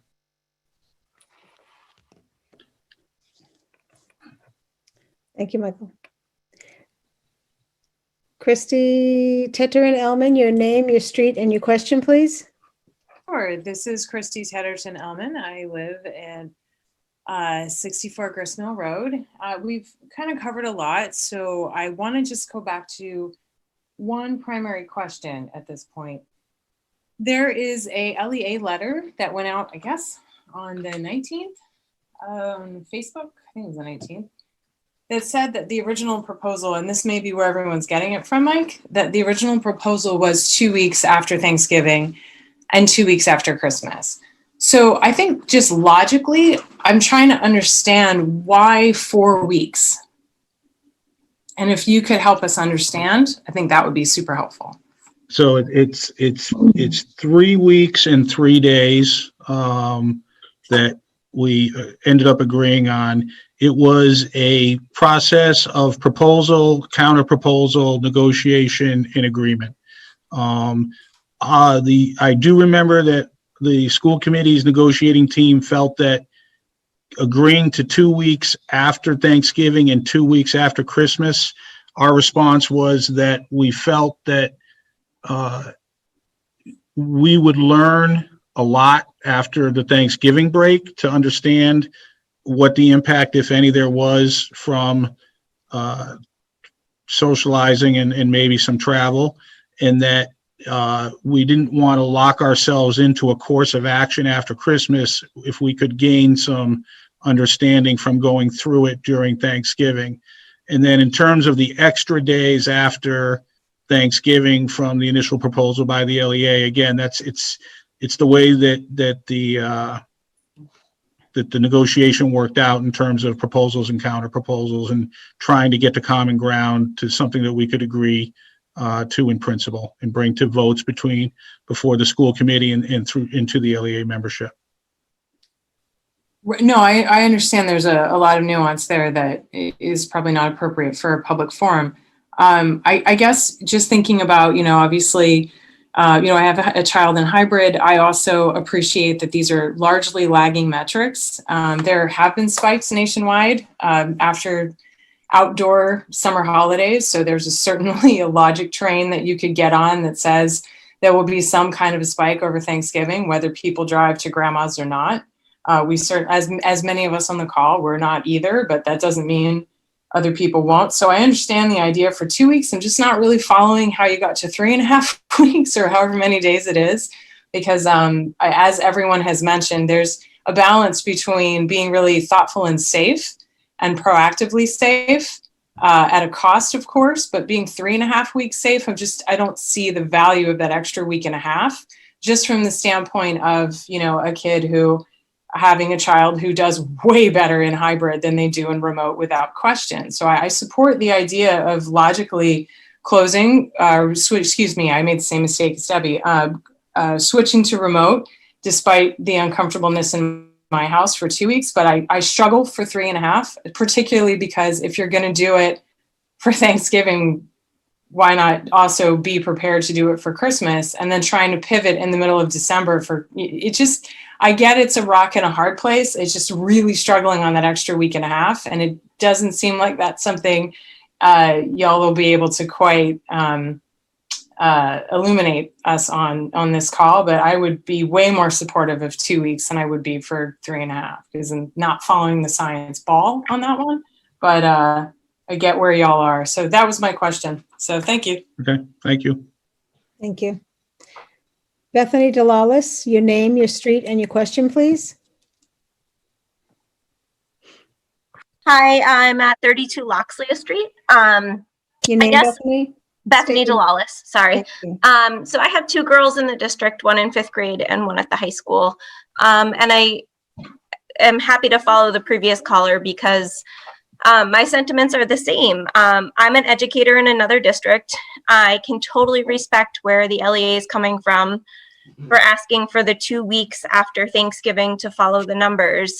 I cannot wrap my head around why you would take the extra time off from school. That denies my children 2 weeks of in-person learning. And I think that is such a disservice to our students. I recognize that this is part of maybe the negotiation process, but I would highly encourage the school committee, Dr. Clunchy, and the LEA to come to some sort of agreement that doesn't take those extra days away from our students. That's a lot of time you're taking away from teaching kids face-to-face, positive peer interactions that our kids deserve. And I really cannot wrap my head around it. And I find it so disheartening that you would take those days away from kids. That's not following metrics. That's not following science. 2 weeks would be following science. 2 weeks would be following metrics. Those extra days are actually just robbing our students of education. And I'm super disappointed.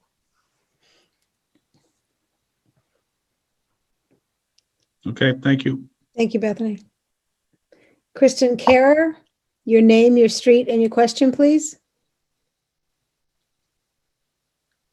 Hi, this is Kristen Carer, 16D Oak Hill Road. And I just want to say that the teachers have been doing an amazing job, and I can't even imagine how stressful it has been to be a teacher during this time, and they're obviously not getting overtime for all the extra hours that they're working. And I just so much believe that we should give them the opportunity to quarantine if they want to see their parents or their children or their grandparents for Christmas. Because I know that I'd have the opportunity to take that time if I wanted it. And I know that the year has been incredibly stressful, and, to put that stress on our teachers of having to, figure out their own stuff and how they're going to do Christmas, I just think is something that we can, honor, that's something that they asked for. And we value our teachers, and it's not, it's not easy. My daughter just turned 6 the day before the cutoff for first grade. She doesn't work independently. It does involve me being there with her the whole day, but at the same time, I get to be incredibly impressed by the amount of rigor in the curriculum. And, having her home extra would absolutely not be any easier. My family has absolutely lost a lot of income this year, and 2020 has been really painful. But I think that, we all talk about how if somebody's going to travel, they should quarantine. And I think that we should give that same opportunity to our teachers. And that's all. Thanks. Thank you, Kristen. Thank you, Kristen. Katie Richards, your name, your street, and your question, please. Hi, Katie Richards, 3 Cypress Lane. And I have a middle schooler and 2 high schoolers. So it's a little bit different perspective than people who have elementary school students. So I fully recognize that. And I just wanted to say thank you so much for being willing to hear from all of us and hear all of these different perspectives. I also want to thank all the teachers for all their incredible hard work that they've put in, and the teachers union and the school committee for working together. I just want to acknowledge, this is such a hard time for everyone, and we all have individual difficult circumstances. My family certainly has our own challenges. And as I listen to all the citizens calling in, everybody has such challenging circumstances right now. We're in the midst of a pandemic and we're all just trying to get through it. And so I just want to acknowledge where everyone is at and what their struggles are and what their challenges are, and they're all valid. So I really appreciate you hearing from all of us. I want to just share a quick perspective that hasn't been shared yet. I feel like we're kind of talking about our teachers as resources and them being available and present as a constant variable. And I feel like it's reasonable to stay ahead of the data and be proactive, given the trend and the rising case counts, college kids coming home, an increase of, some social gatherings with families. I think it's reasonable to take the 14 days to go fully remote. My kids, by the way, are hybrid.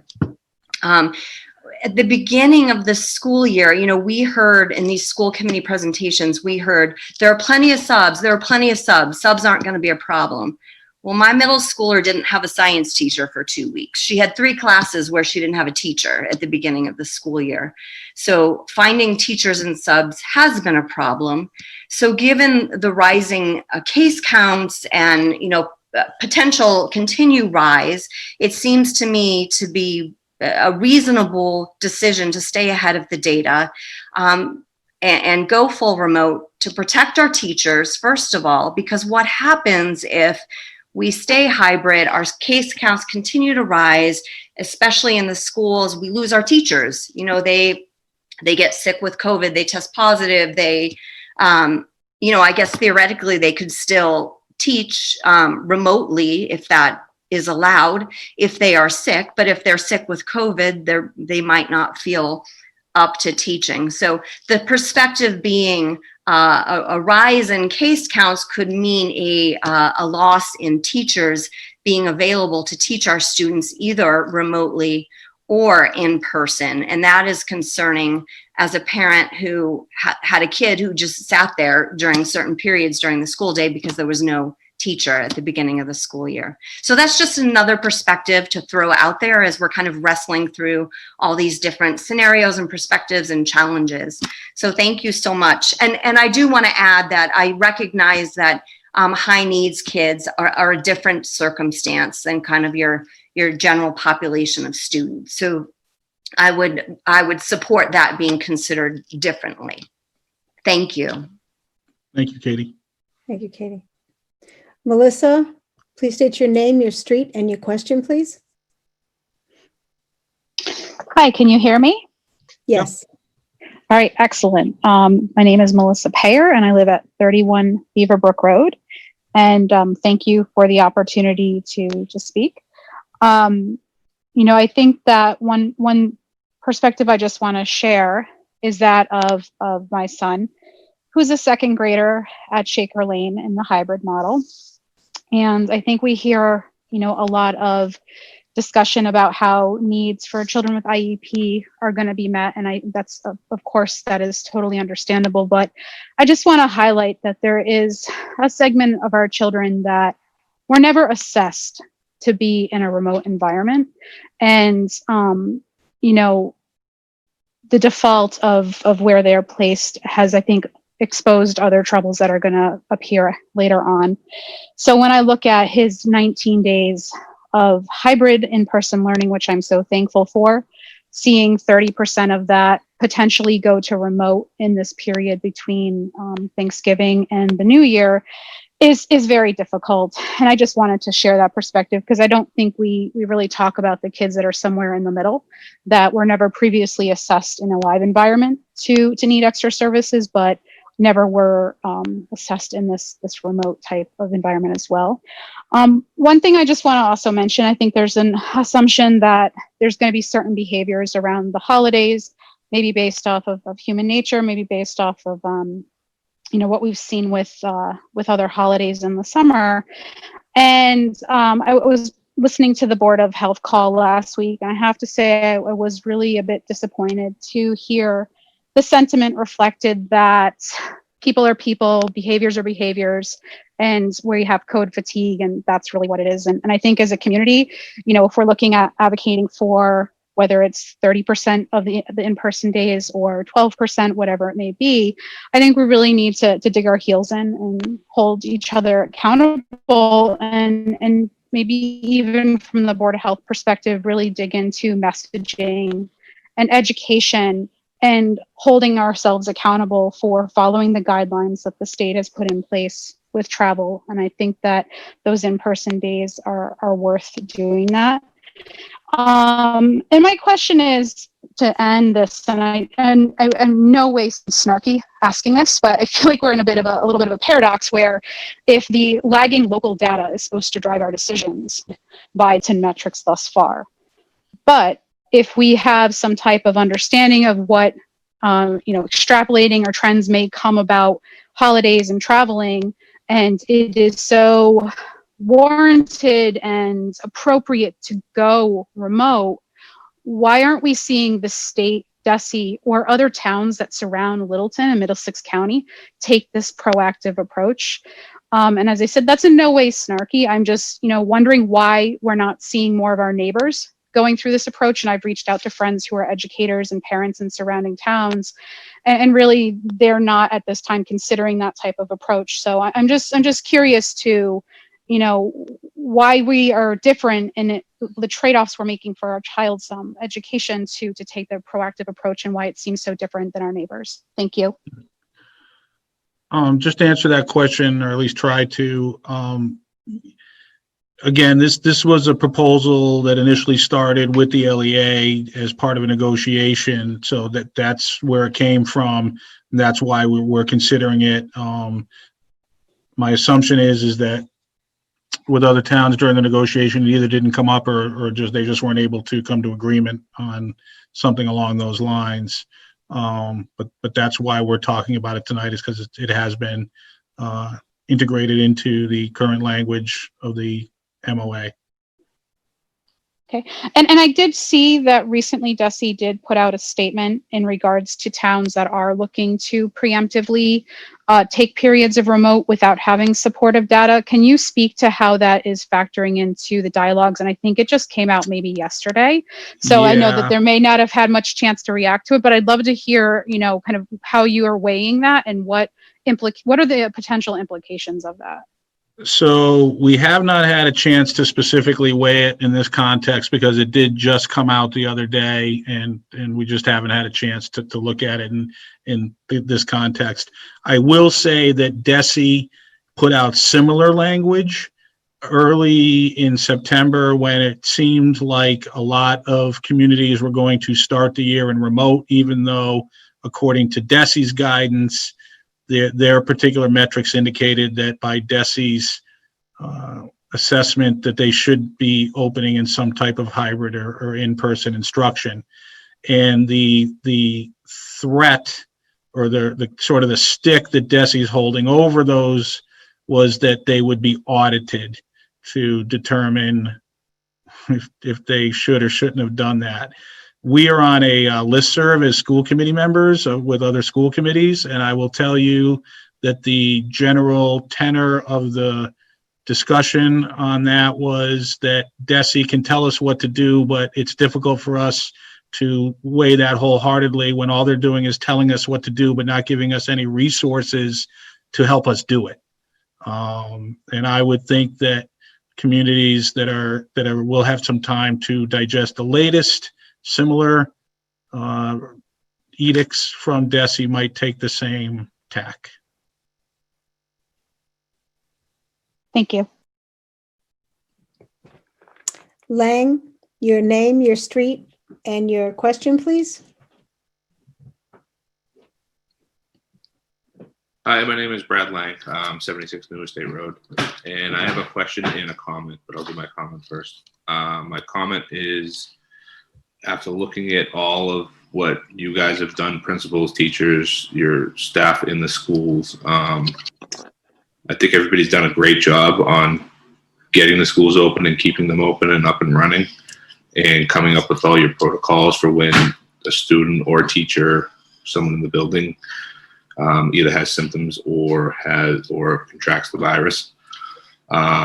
Looking at the HVAC stuff and the custodial cleaning procedures, speaking with the HVAC engineer that did the work, I feel very, very comfortable having my children in these schools. I feel much more comfortable bringing them to school and having them ride the bus than bringing them to the grocery store or another department store. I almost feel more comfortable having them in the school than my own home, because the amount of cleaning and air circulation in the buildings. So I want to thank you all for that.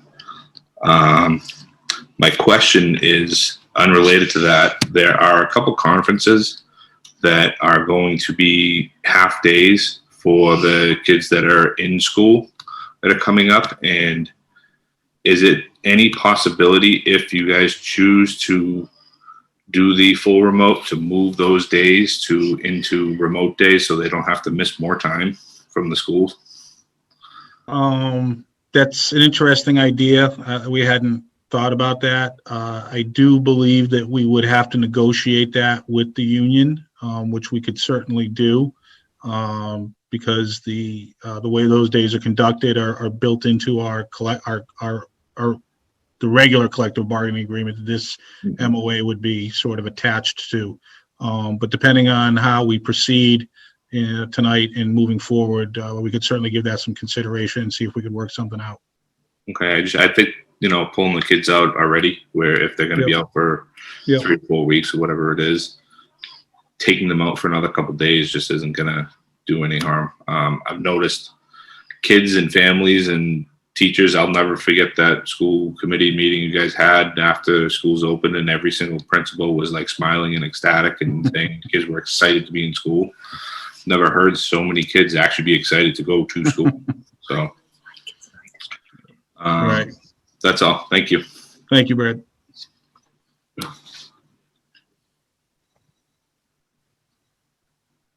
One moment, I'm just waiting to see who we're pulling up next for a moment.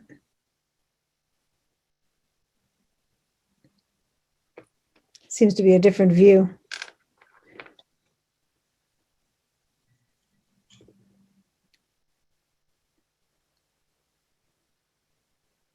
Can you go with Scott? Okay, sure. Scott Harris, your name, your question, and your street, please.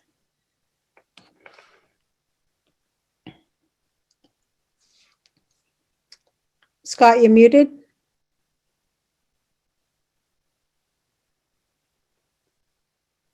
He's there. Scott, you there? Okay, Judy, try the next one. Eileen Wiedengarten, your name, your street, and your question, please. Hi, it's Eileen Gardner on Maplehurst Road. First, let me say I think everyone's done an incredible job this year of making school work. Aside from, I guess, what I'd call the server issues with having a little bit of trouble doing group work, I think everything's gone really well.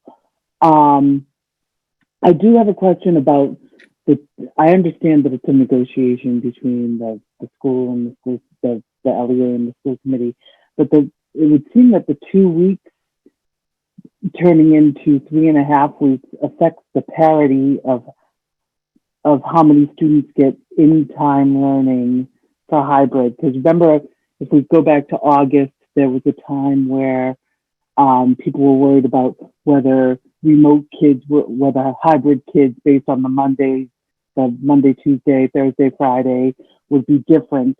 And people were like, no, they're going to be exactly even because you count out these days.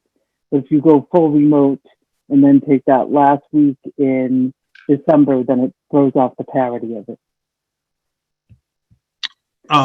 Yeah. That'd be 1.1 question on why we'd go that 3.5 and not the 2 and 2, like 2 weeks before, because that would seem to keep it even. And then if parents, this is kind of a side note question because I'm confused as when the trimester ends at this point. If parents decide they want to go hybrid, when does that end?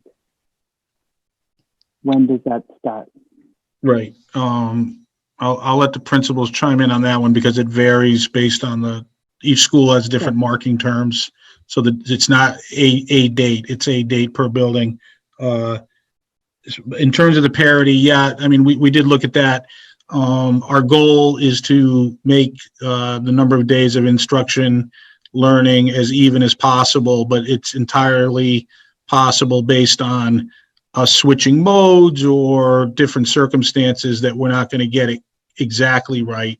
Right now, if we executed the MOA as it's currently written, the Monday, Tuesday students would actually, if we don't go remote, the Monday, Tuesday students are going to get a couple more days of instruction because they're going to get the Monday and Tuesday before Christmas, and then Wednesday is going to be remote for everybody, and then Thursday is Christmas Eve.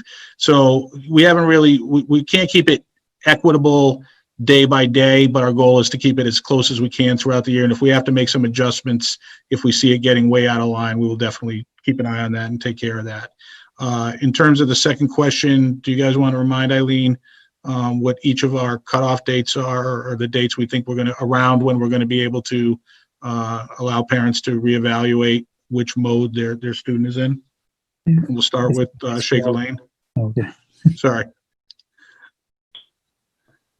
I believe it's around December 11th for transitional first and second, and kindergarten is towards the end of January. Same for Russell Street. It's around December 11th as well, trimesters. Yeah, same with the middle school. High school a little bit different. Semester break is right at February 1st. We do have term one ending in November 1st, but we have semesterized courses, so it'll be the end of January. Okay, so if parents make that decision to move and the school is remote, then they go back after the Christmas break time. Yep, right. Based on what we're hearing, that's about right for those buildings. Yeah. Okay. All right. Okay, those are my questions. I want to thank everyone for their hard work. I do want to say that as a parent, I support the teachers in this because I think they've bent over backwards to meet the needs of the community. Okay, thank you, Eileen. Katrina Hagberg, your name, street, and question, please. It's actually John Hagberg. My question, 156 Hartwell. My quick question is actually a procedural one. You know, what happens for all of the constituents here if the MOA isn't executed tonight? What does that look like for the teachers? What does that look like for the parents to understand? What does that look like for you and the administration, just kind of what are the risks? And I know we can't talk about the negotiation, but just generally speaking, we've talked a lot about whether we like the negotiation or not. I don't understand what happens tomorrow, depending on what happens here tonight. Right. So if the MOA is approved and then it's ratified by our vote tonight, and then it's ratified by the LEA, then it would be in force and we would move forward with it. If either party does not ratify it, then we would expect to go back to the negotiating table to see if we can figure it out. I will say, and I think we will have some more discussion about this after the vote, because after we vote, we'll know. But a lot of what is in the MOA, we're already doing because we just think it was the right thing to do. So my expectation is that I think we're really only struggling with this one clause.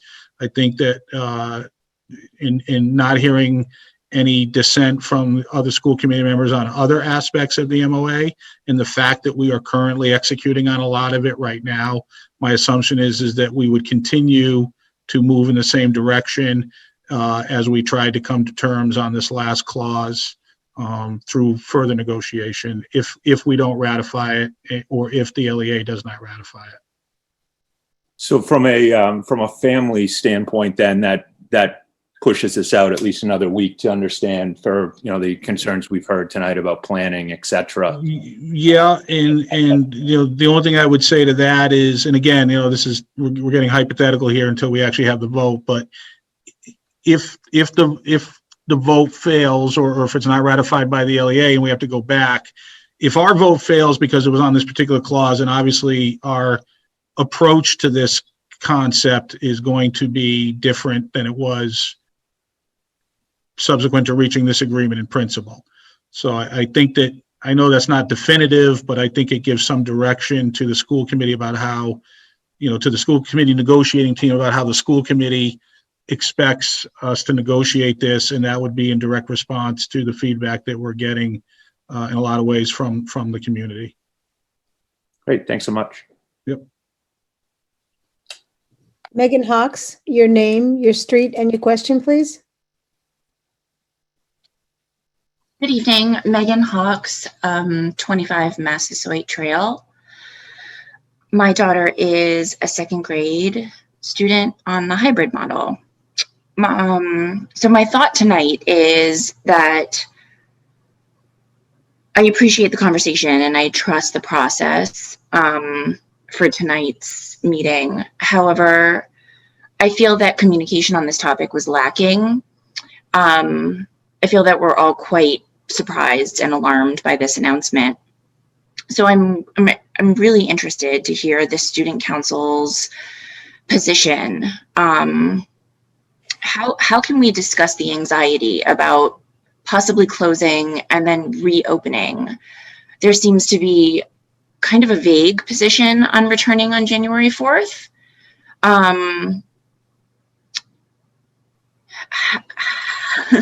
How do we take it from there? What can we start planning on projecting for if the decision is to be fully remote for this amount of time? And what does that mean for January 4th? Is that the question for coming back from? Okay, so our assumption is that we will be coming back on January 4th unless two things happen. One is if on January 4th we're in a third week of red positive cases or something, other metrics that determine that it just wouldn't be wise to open the building. And that has nothing to do with January 4th. That would be true if it were January 4th or 14th or October 14th or whatever. We all know that if that happens, we're going to have to consider being in a remote mode. Or and again, the idea initially behind this proposal was that we aren't sure if a holiday break would result in higher cases. And because we don't have testing, we're not going to be able to determine that in a proactive way, so if we find out that we have a big spike after Thanksgiving, regardless of whether or not we come back on December 30th or not, that is probably going to inform us in a lot of ways and make us think about how we want to come back after the next holiday break. So those are the things that would drive that decision. Unfortunately, I understand your point that leaves everybody kind of up in the air. Our goal is to be in hybrid mode as much as we can be, as long as the metrics warrant it. And we're committed to that. But if the data indicates otherwise, or experience through something like Thanksgiving indicates otherwise, then we're going to make a decision, and we will certainly let people know as soon as we can to give them the time they need to plan. But that's how we would do it. Thank you. Thank you. Wendy Isaac, state your name, your street, and your question, please.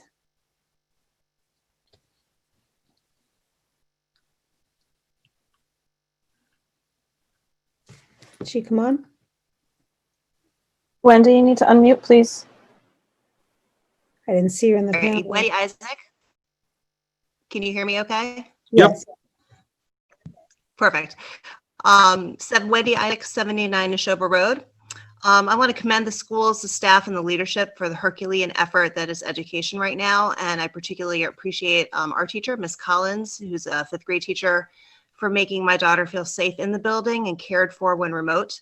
I know this is only possible due to the exceptional teachers and leadership we have with the district, and I'm so just insanely grateful for all of that. I also want to commend the members of the school committee that have consistently taken the time to personally reply to my outreach, which has been plentiful in the last couple of weeks. Mike and Justin in particular, regardless of the outcome of this meeting and the upcoming vote, I appreciate knowing I was heard, and I thank you both for all your extra time. This situation is dynamic. I agree with the previous comments about it being dynamic and hope the school committee does vote to keep it a dynamic response. I anticipate we'll need to pivot. I'm not sure that we can put a date on it preemptively, and I hope we don't. While the state data is retroactive, has lags, the school data is live and in the moment and could be followed, I think. And if not, I'm curious as to why not. We know there are 2 cases today. If there's a rise in cases in a school or in multiple schools and the spread is not contained with the multiple layers of safety our schools have put in place in such a dedicated manner, I feel like a decision could potentially be made in real time and could target the known, that school, that cohort, or the full district if needed. This is something I've seen other districts do school by school, and I'm wondering if this could be an option, a way to help keep people safe and have some of the data in real time and not have to rely solely on the state data that does have the lag. I also wanted to address that there's a potential leap in logic that college kids returning home will yield an increase. I can't speak for every college. I know every college is a little bit different, but I do know that colleges that have remained open during this time have successfully created their own bubbles, which typically have included ongoing testing. My own daughter is required to get tested on her campus twice a week.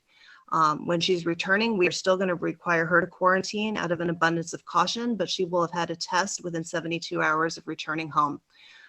So there is some argument to be made that some of the college kids coming home could potentially be the safest people coming into Littleton due to testing and bullying that occurs in college. My final comment or question is that the LEA is indicating that they changed their proposal and it was rejected by the committee this week. I don't know if that's something that's accurate or you're able to comment on, but it's something I'd be interested in hearing more about. And finally, to follow up on Brad's point, there are 5 half days in November and 4 days off, and would absolutely support the committee if it's possible, relooking if we can reclaim some of those days if the committee votes to, in fact, go remote for the extended period or any period preemptively. Thank you. Okay. In terms of your question about using, the in-school infection rates and absenteeism and presentation of symptoms and things like that, that definitely will inform our decision. Even if we decide to preemptively go remote after Thanksgiving, any decisions we make subsequent to that or prior to that would definitely be informed in a lot of ways by those in-school numbers. And that the numbers that we're getting from the state in terms of infection rates in the community or surrounding communities is just one way of looking at it. It's not our sole way or the only way we would want to look at that. So using those in-school numbers will definitely be a factor for us. In terms of the LEA's letter that went out early today, early this evening, I guess. They, to their credit, they did ask, and we met on Saturday to talk further about this. They put another proposal on the table. We did not accept part of the proposal. We countered on a couple of different things that were not directly related to the way we come back after Thanksgiving. They accepted those counter proposals.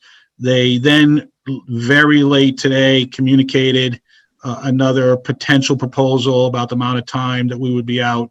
And frankly, we just weren't able to, like, as I said earlier, we were in executive session last night and we talked about the current language, and we felt that that was what we needed to talk about tonight.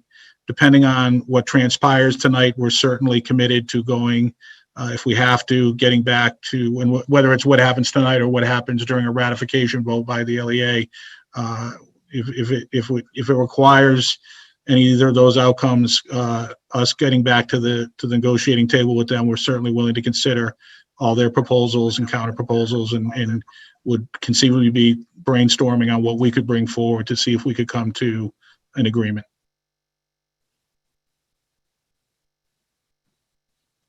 Thank you. Yep, thank you. Carrie Lavoy, state your name, your street, and your question, please. Carrie Lavoy, 3 Stony Stream Lane, Littleton, Mass. I have been all over the place with my decision to send my children to the buildings in school. There was a couple of crazy weeks this summer that I actually thought of homeschooling, and then I decided that my children don't deserve me as a teacher because I would not be good at it. I really feel I have young elementary students. I have a first grader and a second grader, and I think that they really need to be in the building. They need tactile learning, not screens. And right now they have an awful lot of time on the screens. And I know that's the nature of the remote days, but I'm very concerned that I haven't seen my second grader actually answer a question on paper since school started. And that's very concerning to me as a second grader. My first grader gets a stack of papers. My second grader does not. I had to teach her how to make a text box. She shouldn't be learning how to make a text box. She should be writing down a sentence. And if we do end up going remote, which I know is a matter of time that we will end up fully remote, I'm really hoping that you guys are looking at age-appropriate activities for these children, because I think that there's a disconnect somewhere of what I feel that my children should be doing in their Google Classroom assignments. And I'm very concerned that I do have a child on an IEP, and she's not a serious enough case to qualify to be in those buildings. But if she ends up being remote from now till the end of the school year, that's a lot of services she's going to miss. She's going to fall behind, and we're going to have to fight even harder the following year if we get in the buildings by then. COVID is going nowhere fast, and we really have to find some other solutions other than, let's just stay in our houses and do all remote education. Okay, thank you, Carrie. Thank you, Carrie. John Kruick, your name, your street, and your question, please. Yeah, it's John Kurzweig, 171. I can't hear you, John.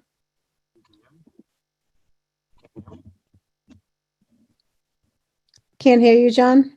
Oh, muted. Can you hear me now? Yes. Okay, sorry about that. Yeah, I sent a bunch of materials to the board, a couple of emails.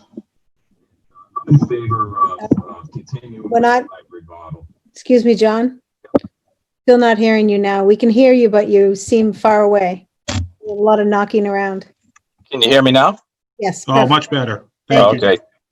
All right. Sorry about that. So anyways, I sent a bunch of materials to the board related to this subject, and I'm in favor of continuing with the hybrid model. One point I was trying to make in the emails that I sent was that, I think there's a lot of fear going on, and when we look at the actual published data that they're sending out, it's safe. It's safe to be in the schools. I think the mitigations that have been put in place are appropriate, and they're keeping the kids safe. I would not be sending my kids to school if I didn't think it was safe. The CDC and the World Health Organization now have published the infection fatality rates for COVID-19, and both have now, those infection fatality rates are akin to an influenza.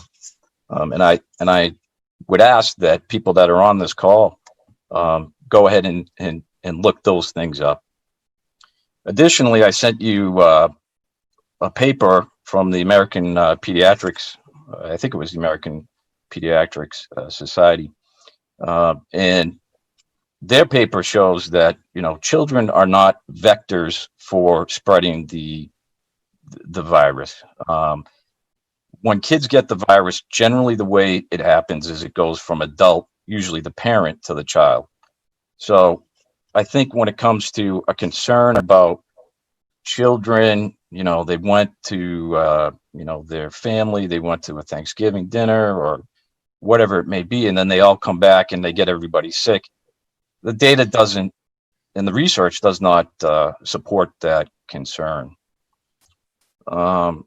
I think the other thing is too, we now have many doctors and scientists and epidemiologists that are saying, hey, look, these shutdowns are not working. They're not helpful for the young population.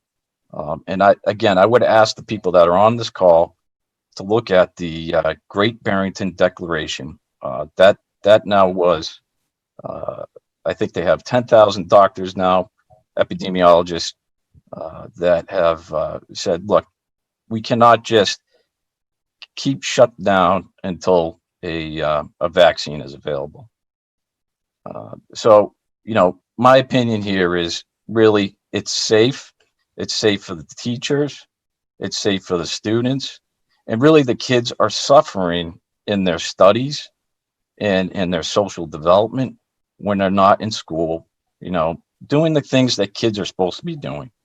So I really hope that the school committee will take that information into consideration, continue looking at, the guidelines that are being put out by the CDC and other organizations that monitor the way that the pandemic is going and use that. And I don't think we need to be proactive here because, again, it is safe.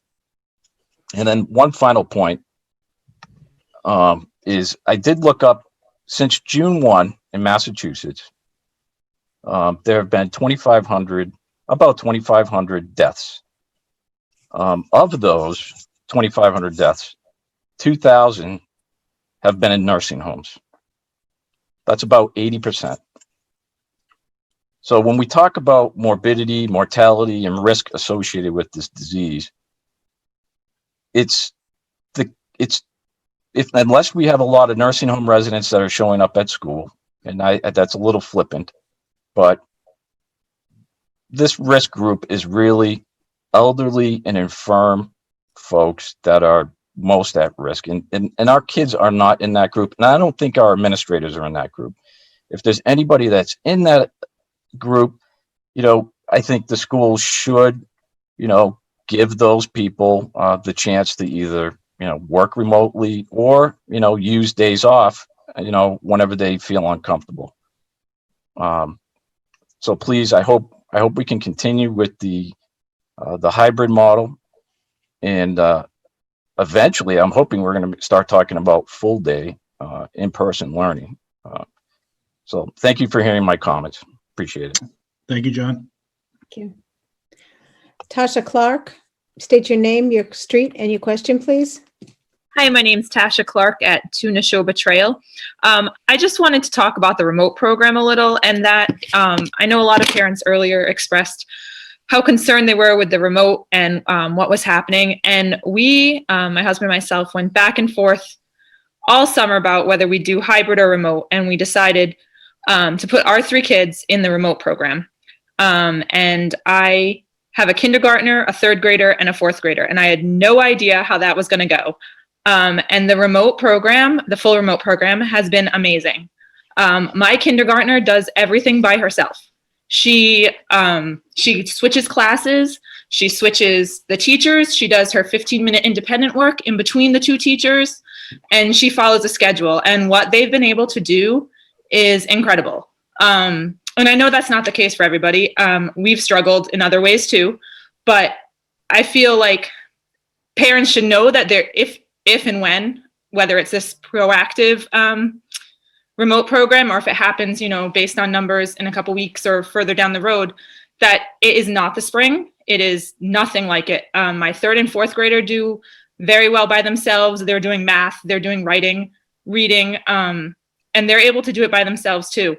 And we're very privileged that we were able to pick the full remote, but I was very concerned with how it would go. And I also considered if it wasn't happening, going well, that we'd be homeschooling very quickly. And we are still in the program and it's going very well for us. So I just want to commend the teachers on how much everything has changed. And I think the full remote program is very different than what people are seeing on 1 day a week with their kids in school and then 2 hybrid days. It's not what they'll probably see if we do end up remote. And so maybe it's not something to be as concerned about because the kids are doing really well. So thank you. Thank you, Tasha. Okay. Diane Prunier, state your name, your street, and your question, please. Hi, this is Diane Prunier, 26 Boxborough Road. Can you all hear me? Yep. Yes. Okay. I just wanted to say, sorry, I'm extremely nervous, so bear with me. Well, first off, I wanted to say thank you to the school committee, all of the teachers, all the staff, our fearless, I have a kindergartner, so our fearless leaders in Shaker Lane, Michelle Kane and Rebecca Deacon, I absolutely adore them, as well as all the kindergarten teachers. Mrs. Barth has been amazing. So really, just because I'm speaking up for my kindergartner doesn't mean that I don't support the teachers and the staff and the school committee and the LEA. So I just want to kind of make that clear. Also, a while back, there was a comment, I think from, her name is Melissa, and she made a point about kids who aren't on an IEP, but if we switch to fully remote, might need to be evaluated. And I actually really agree with that because the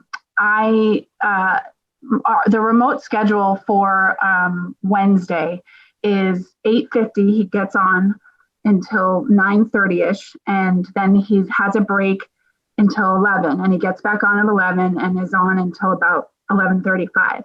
And to be honest, I'm not mad about that at all. A lot of people are like, we need more time. We need more time. Well, for him, that's enough. That's enough time for him. He actually says, Mommy, as much as he loves Mrs. Barth and she's doing a freaking incredible job, he still says, and I think it's just the medium doesn't work for my son or for those who are 5-year-olds. I'm glad it works for Tasha's kids. That's wonderful. And maybe I should actually schedule a call if Tasha would be open to it to sort of see logistically how they do it. But I do want to say that he does kind of say, Mommy, when is this going to be over? He's like, I don't like remote days. And then last Sunday, he actually woke up and said, is today a day we get to go into school? He is so excited to go to school in person. And it is I fear, we've tried to plant the seed that, obviously because of data or because of this whole situation, we might have to go remote. And he's actually shut down and said, I don't want to talk about it. I don't want to talk about it. So I actually fear for his mental health a little bit. And so I would like to know what resources there might be available to those of us if we have to switch to fully remote, like school counseling, or I don't know, but I'm a little worried about that because he's so happy to go to school in person. And so, you know, it's different from Tasha's situation because she started out all remote versus he is doing 4 days in person and then that 1.5 day remote. So it's just like it would be so jarring to just sort of stop this momentum. So I'd like to know kind of what resources, or if that still needs to be discussed. And then how are they going to make up that time? Like, will those 4 days that would now switch to remote, like, would they also follow that same schedule, or would they go for longer? And just kind of exactly how logistically like it would work. And maybe that's something that needs to be more discussed in detail. But and I just wanted to say, let me see if there's anything else. I'm sorry, I'm rambling. Let's see. I guess that's it. And I also want to reiterate that I'm not going anywhere for Thanksgiving, Christmas, February vacation, April vacation. We are staying here. I also have an 8-month-old daughter too, though. So, and I guess that's it. So yes, thank you very much. Sorry. Thank you for listening. All right. Thank you, Diane.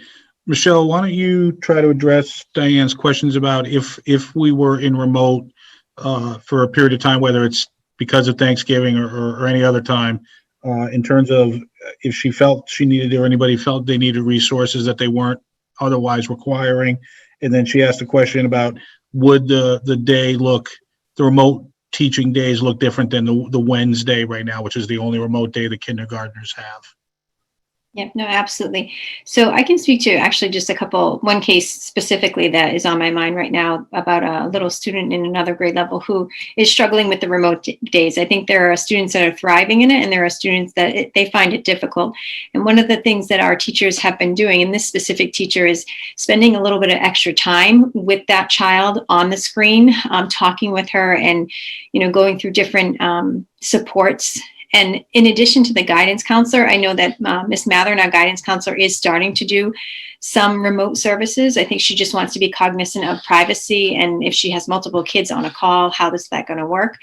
So our guidance counselor is definitely available. I think the more pertinent person would be the teacher, to finding some connection time like we just did with a recent child in another grade level.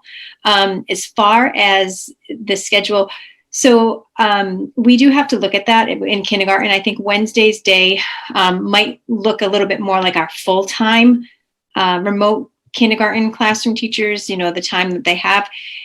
I just think we can't please everyone, right? Some people might want more time, some might want less. And I think that we'd have to try and delicately handle that in each situation. But I do think that we would probably look more parallel to the remote teaching, the full-time remote teaching classrooms. So I do think that would change. Okay, thank you, Michelle. All right, thank you, Diane. That is the last question, Chairman Fontanella.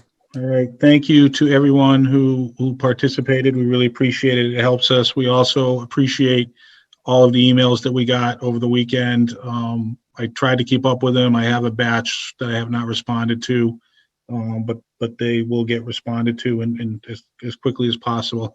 But that public input is important to us. It was important to us this past summer. Actually, I do see one more hand up, Dorothy. Yes, I was just going to say that. All right, let's go ahead. Phone number ending in 619052. Please state your name and your street, please, and your question. Can you hear me? Yes.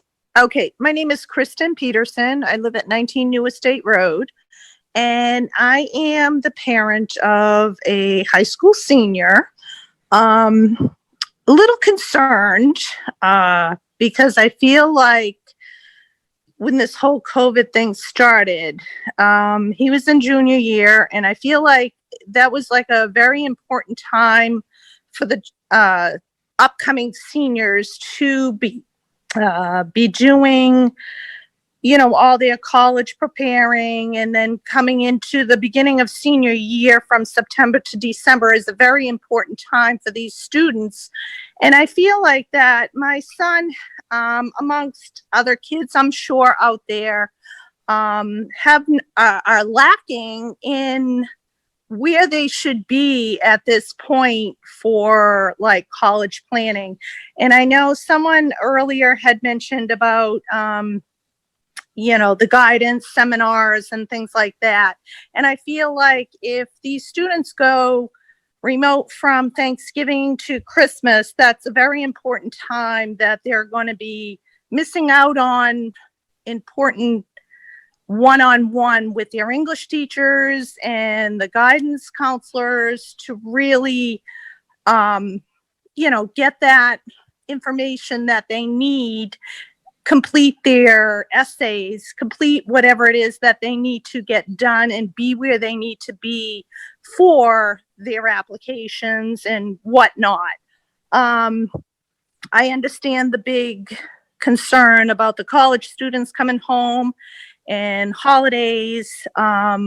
Me, myself, I know, and my friends, everybody has canceled plans as far as holiday parties and things like that. And everybody is totally doing downsizing, not visiting, not having relatives, not having big Christmas parties, not having big Thanksgiving get-togethers, postponing that for another year, unfortunately, and people understand that. And with college kids coming home, parents of maybe high school students that have older siblings in college, I feel like if they feel like those students coming home from college are not, haven't had the proper COVID tests, and maybe feel like maybe there might be an exposure there, that maybe then those students of older siblings in college, maybe they should consider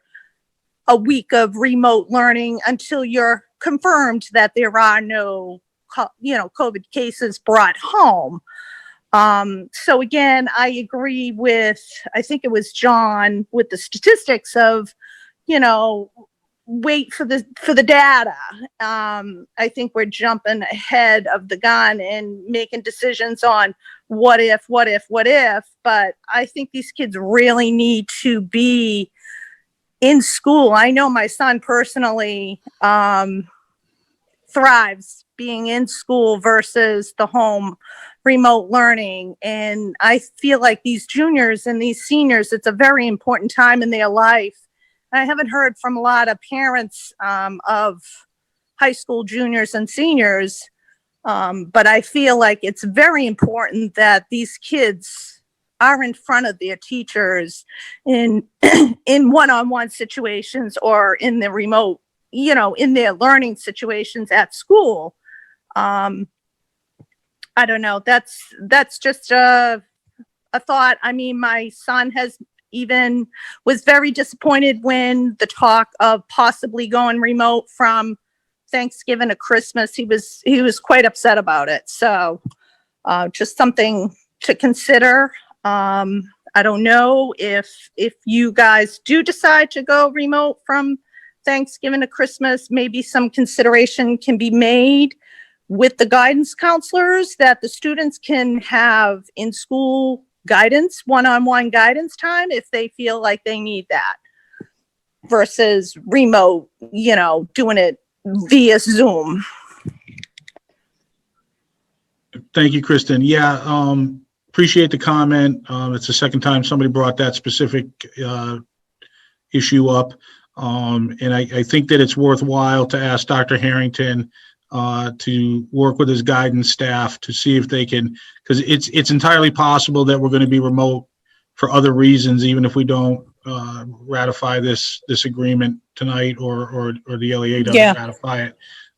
So maybe they can do some outreach to help those families understand what support they can offer if we find ourselves in that situation where they can't get as much in-person support from the guidance department at this crucial time for them.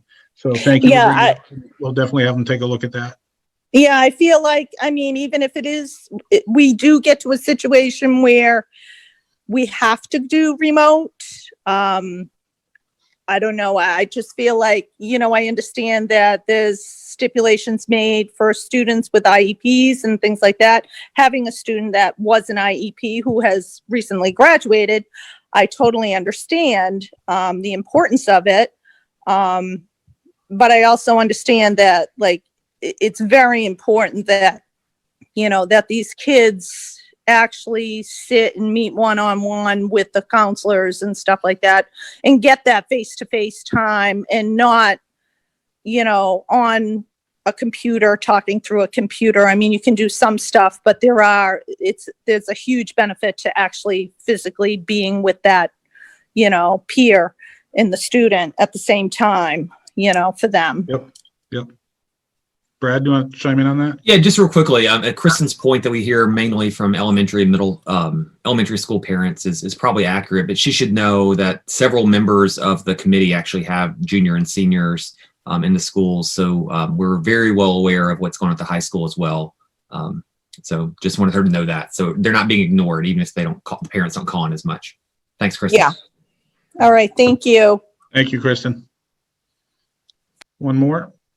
Sure. Robert Piotrowski, please state your name, your street, and your question, please.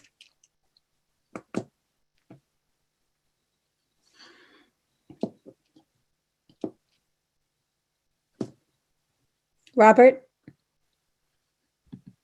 You're muted.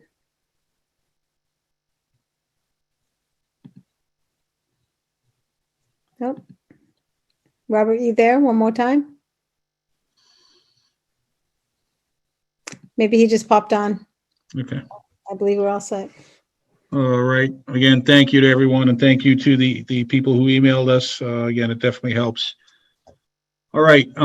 We've had some discussion amongst ourselves, and we had a lot of public input. I'd like to, again, go through the discussion and see if at any point we're going to entertain a motion on a vote on this. Does anybody want to, maybe Justin, now that you've heard from people? Yep, go ahead. Yeah, sure.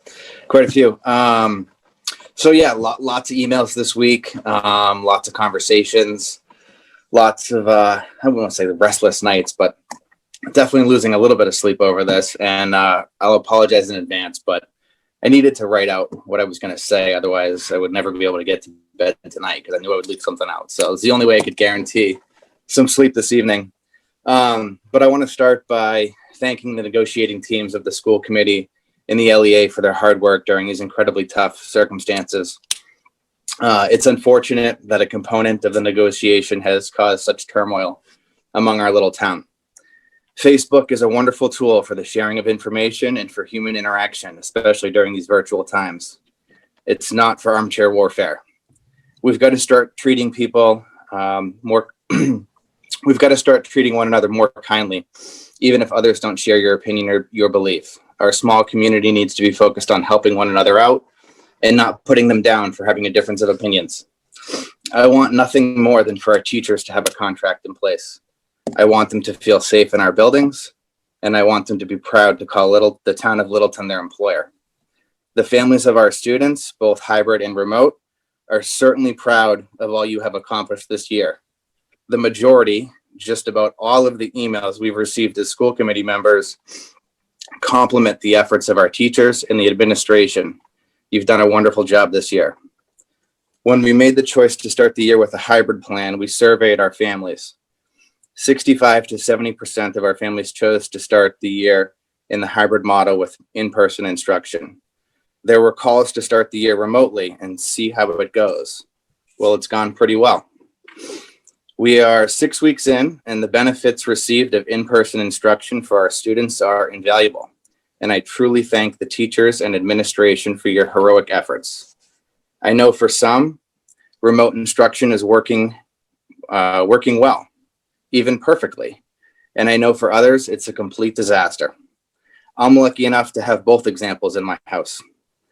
For those families stating that remote is wildly successful, I want you to know that that's not the case for everyone.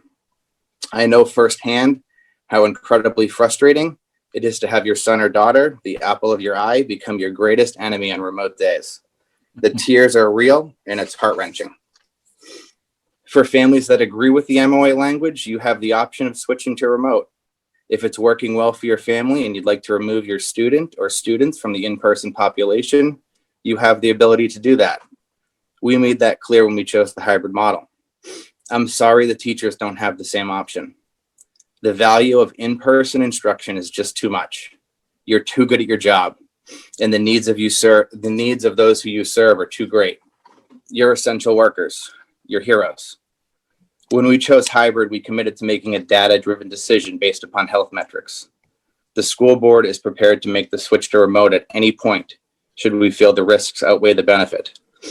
We began the year hybrid because the benefits outweighed the risk, and we should continue with in-person instruction for as long as that is true.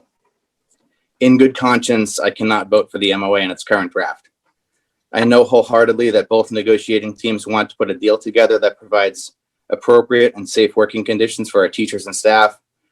We've successfully negotiated the working conditions of our HVAC systems, PPE, and social distancing. I also know that as an elected official of the town, I have the responsibility to act in the best interest of our students. The school committee and the LEA have both said many times in our letters to the public that we believe that in-person instruction is best. And I cannot allow that to be taken away from our students as part of a contract negotiation. I personally commit to a data-driven decision about our instruction offering. We will continue to consult with the Board of Health, the COVID advisory team, and follow DESE guidelines. We might not get to November 30th, and the families and staff need to be ready as best they can should that day come. Should the metrics support in-person learning for our community come November 30th, I vote to remain with the hybrid model. The MOA needs to be renegotiated to find a better balance between safe working conditions while recognizing the huge value of in-person learning. There are alternatives that we should investigate, such as testing or having families sign contracts that they will follow the Massachusetts state travel ban, which involves testing or quarantine if you travel to a hot state. We've heard from many families who have stated that their typical holiday plans will be anything but typical this year. We trusted our families to make a responsible decision when we began the year. We can trust them now. The approaching 4-day weekend is not all that different than the recent 3-day weekend we just had. The holiday season will not increase our risk. It's the behaviors of our community members that'll increase or decrease our risk. I ask that everyone take the virus seriously and continue with our advanced safety protocols. It's when you're around people that you are most comfortable with that you will let your guard down. It won't take much to cause our numbers to jump within our small community. Your actions could literally have us shutting down in a week or two, or possibly making it into the winter or even the spring season. I call upon the members of the school committee and even those on the negotiating team to remain with a data-driven decision. Honestly, we might not make it to November 30th, or November 30th through December 23rd could be our last opportunity to have in-person instruction. Those days are way too valuable to forfeit as part of a negotiation. We can figure this out together while keeping the hybrid students in school as long as it remains safe to do so. And if there is a vote tonight, I plan to vote no. Thank you. Timlin, any thoughts after hearing some input? I don't know how I'm supposed to follow that. I didn't write stuff down. Wing it. I'm gonna try. I also just want to thank everybody who wrote letters, who sent us emails, who called, who I spoke to in person. I also really want to thank all our administrators, and especially the teachers. The teachers are doing a fabulous job, and I do stand behind them. But with that said, I am also a big proponent, and I sit here elected on this board by the families in town that have students, and I have to do what's in the best interest of our students. And I can concur with pretty much all that Justin just said. I want us to be data driven. I want us to be careful. I want us to be proactive, but I want us to do what's right for the kids, and what is right in both parties, the LEA and us, have said that in-person learning is where they learn best. So I have to say that if we go to vote tonight, I probably will vote down the current wording of the MOA. That's all. Thank you all. All right, Brad, do you have any further thoughts? Surprisingly enough, not many. No, I think we've heard from everybody. I think we heard from 30 something people tonight, probably close to 200 over the last week or so.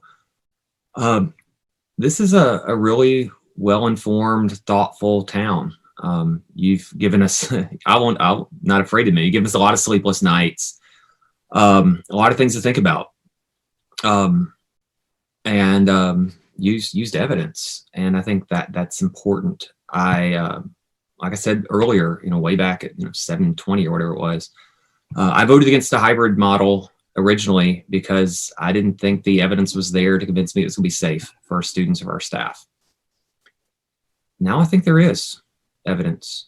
I struggle with how to balance the health concerns, legitimate health concerns of everyone involved, the public health measures that we're empowered, charged with protecting, with the very real educational effects of our decisions. I think of two axes, and I think we could probably plot different kids in different places. But if we're voting on the memorandum as agreed, I think I'm gonna vote no. All right, Matt. Muted. Yeah, I think that everyone's raised some very good points tonight. Like I said earlier, I do see some merit in it. I think it's not perfect by any means. And I think that if we choose not to support that particular part of the memorandum tonight, I would hope that we could go back and find something that works for everybody. But I definitely see everyone's point, and I think it's we're trying to do the best we can and please everyone to the best of our ability. So that's it. All right. In terms of my own perspective on this, I really appreciate the LEA negotiating team's effort with us over the summer. We were meeting on nights and weekend nights twice a week because we were given a very short window to get this done in based on the way things unfolded over the summer. It was unfortunate that we weren't given more time. It is also, in my mind, extremely unfortunate and very frustrating to all of us. And I definitely understand why the LEA thought that this idea had validity because of the lack of testing. The fact that we have no ability to more proactively determine where we are is a failure. It's not a failure, certainly, of the union at all. And it's not even a failure of the school committee or the local government of Littleton. It is a failure at the state and federal level. This is ridiculous. And it's because of this ridiculousness, this is why we have to struggle to achieve a balance that should be easier to achieve, the delivery of curriculum versus the safety and health of our participants in our system, both our students and our staff, and by extension, the community. So when the idea was first brought forward, I didn't know why they asked for it. And I asked them why, and they had a good answer. And especially when we were debating this, because it was before school opened, it was before any of the schools opened, it was before the colleges had opened. It was really a time where we were all still trying to understand what we were going through and what the ramifications were going to be. I will say that some people have brought up the questions of, well, why are we talking about the entire period between Thanksgiving and Christmas and not just the 2 weeks after Thanksgiving and or the 2 weeks after the holiday break? And I answered that was because of the way the negotiation went with proposals and counter proposals. Both sides ultimately agreed that this was something that we could support in principle and bring forward to our two constituencies. And when we looked at the calendar, we realized that if we went out for just 2 weeks after Thanksgiving, the Monday, Tuesday, and the Tuesday, Thursday cohorts would each lose 4 days of in-person instruction. And if we went out for the third week plus the 2 in-person days of that fourth week, it would mean that the Monday, Tuesday students would lose 8 days, and the Thursday, Friday students would lose 6 days of remote instruction. So if we were debating the 2 weeks, it was 4 minimum for each group. And by adding on that other week in a couple of days, it went from 4 to 8 or 4 to 6. So that was kind of the reasoning. We felt that trying to get to an agreement that didn't seem unreasonable at the time. And I still don't think it's wholly unreasonable. I really don't. I think there is some merit because of the lack of testing and trying to understand how this is going to play out. And I also feel that going through it through Thanksgiving is going to inform us and give us a much better understanding of what we think we may or may not need to do after the holiday break and after February and April and things like that. So, given that both sides negotiated in good faith, and given that, I understand the point of view that we want to be data driven. I understand Brad's points, which are very good ones, that we have a better grasp of, and a lot of the people who spoke before us tonight indicated, and they're not wrong. You've been reading about this. Schools are actually some of the safest places to be, and that what's happening in the schools is not the vector that's causing these increases around the state. I think that's been proven pretty well. But given even with all that, I feel that because we bargained in good faith and because we thought we had a good idea at the time, I think I owe it to the LEA to support this memorandum of agreement as written. Having said that, I can certainly understand what I think is about to go down. We are committed to, if that's the way it goes, to getting back to the table. I also would like to have a discussion right after this vote. I have an idea about how we need to proceed. One of the, I think it was John Hagberg, brought up the question of how would you proceed if this isn't approved by either side, and you have to what would happen? And I think I have some ideas about that. But that's where I'm at right now. Does anybody else have any? Dr. Clenchey, do you want to chime in on this at all? You were part of the negotiating team as well. Well, I certainly, excuse me, I've appreciated the discussions this evening, the input from the public, and the thoughtful discussions of the school committee members.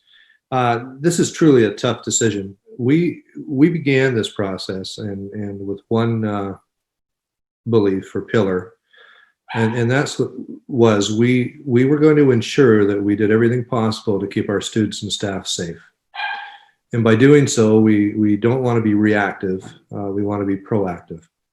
But having said that, we do need to follow the data and the metrics and our soft metrics. And I feel that there is significant merit in having our students in person as much as possible if they've chosen the hybrid model.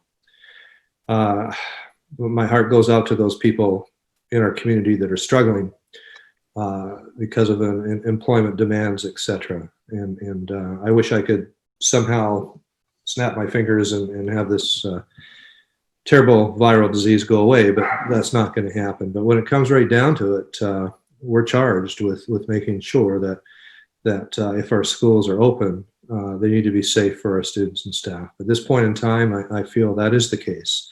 So I certainly support the direction that the school committee is taking. All right, thank you, Dr. Clenchey. All right, any other comments? All right, this time I'll entertain a motion. Matt, why don't you make the motion as a member of the negotiating committee? I make a motion to approve the MOA as agreed upon by the negotiating team. Motion made. And second. All right, thank you, Timlin. All right, motion made and seconded. Any further discussion? All right, hearing none, I'll call for a roll call vote. Justin? Justin McCarthy votes no. Timlin? Timlin Rossi is no. Matt? Matt Hunt votes yes. Brad? Brad Austin votes no. And Mike Fontanella votes yes as well. The motion does not pass. So So we will let the LEA know that and get back to negotiation with them. Having said that, I would like to have a discussion about the direction, if any, that we want to give the administration. We spoke earlier that we actually have been executing quite a bit of the rest of the MOA as it's written. Do we want to give the administration any other direction in that regard as we try to move forward without an agreement a signed agreement in place and continue to negotiate? Brad? Yeah, my sense is that we agree with absolutely everything else except for that one paragraph. I would like to direct administration to implement the rest of it immediately, and hope that over the next 5 weeks we can figure out this last paragraph. I would agree. Same here. All right. Appreciate that. I was hoping that that would be the case. So Dr. Clenchey, obviously you have your direction in that regard. So I would ask you to go ahead and give the administration the MOA and work with your admin team so that they make sure that they understand it. I'm sure they understand quite a bit of it already because we are in practice executing on a lot of it. But I would like you to, do whatever you think you need to do to complete that process to get that MOA fully implemented for all the things that we agree on. And then we will, if we make any changes to it through continued negotiation, you'll certainly know that as well as anybody. And if we need to make adjustments based on the negotiations, further negotiations, we'll do that. All right. Mike, I've actually kind of 2 points. One's a question and one's just a point.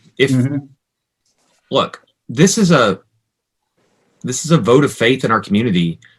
We're going to have to hold ourselves accountable and hold each other accountable. If I forgot, I trying to check my notes of what community member said it. I'm sorry, I can't read my notes.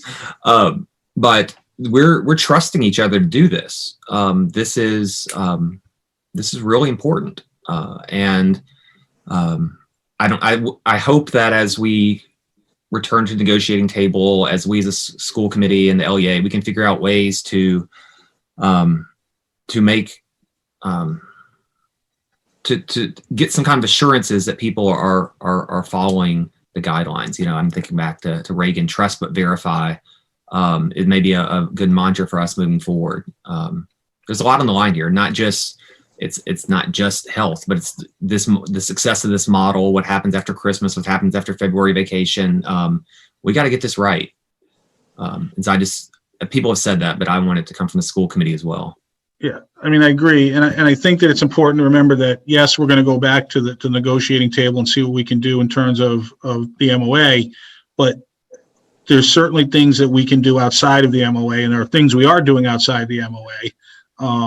There are things that are inside the MOA we're already doing. But I think it's important that, I think, Brad, you said we've got 5 weeks, right? So we've got some time to think about, even if we, regardless of what we do or don't do, come to agreement on, or how we come to agreement on the MOA, that doesn't preclude the school committee and the administration from coming up with additional policies and procedures that we think are in the best interests of the schools and the community. Now, if it's something that is specific to the teachers, it needs to be negotiated, so be it.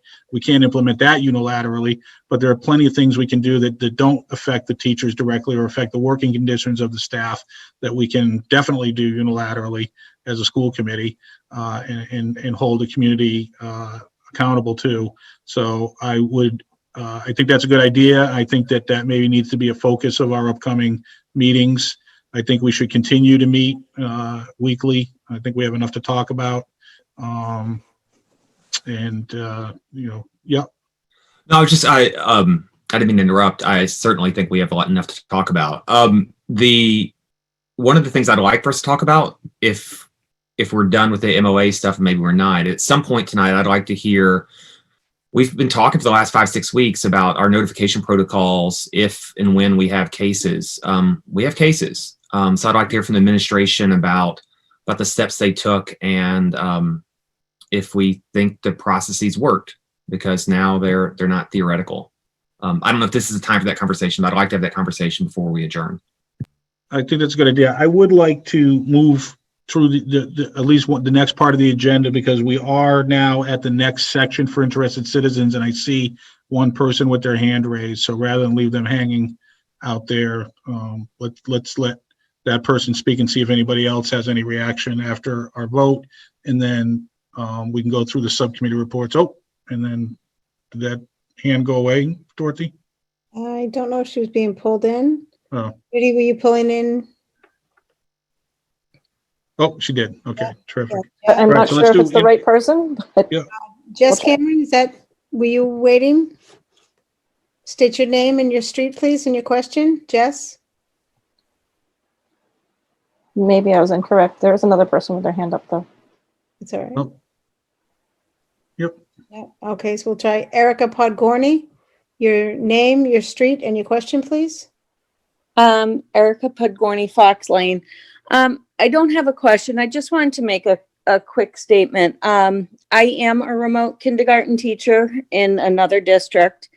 And I just want to point out to people who may be listening that there's a big difference between the remote teaching and the remote days of a hybrid schedule. And so I understand that lots of kids are struggling with remote days of the hybrid schedule. And there's a lot of asynchronous time.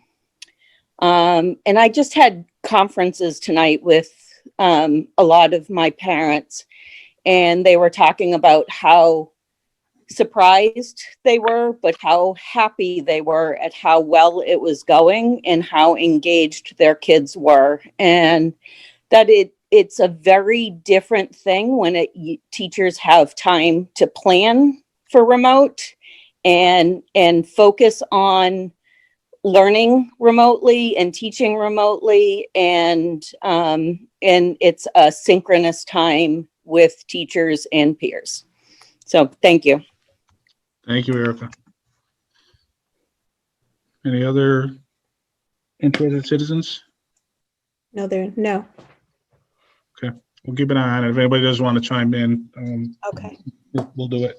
But Dr. Clenchey, Brad brought up the point about we have had some confirmed cases.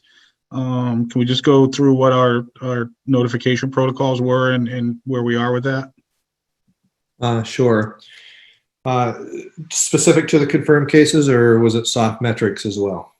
I just think, well, it's up to you, Brad. What are you thinking? I just wanted to hear about I'd love to hear what the soft metrics are telling us, just as information. But the question was specific to the confirmed cases, and we had talked a lot about how widely we're going to notify and just how it's going to work. And I was just wondering if you're happy with how the process unfolded. Yeah, I am. I mean, I don't like using the word over communicate, but we wanted to make sure we kept our community informed, and we went beyond the suggested DESE protocols, because we really believe that in order for people to feel comfortable sending their children to our schools, they need to know what's going on. So the notifications have worked well.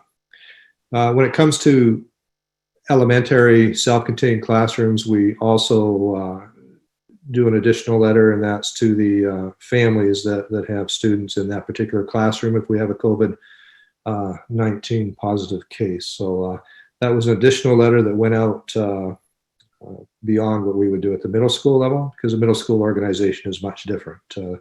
They don't really have self-contained classrooms throughout the day. So I'm happy with the process that we are using.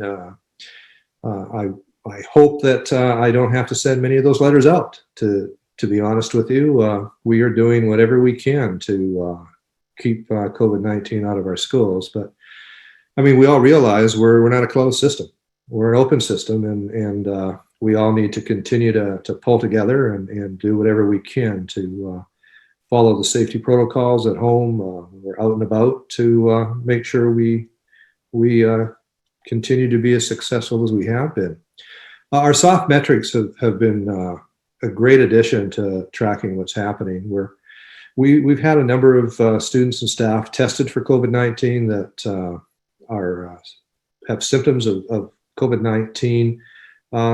As you can tell by our our statistics and the 3 letters that we've sent home, most of the tests are coming back negative, which is good. But it also tells me, as the superintendent, is we are thorough in identifying these symptoms and working with parents and families to make sure that their children get tested or the staff get tested if they're exhibiting any of the COVID-19 symptoms.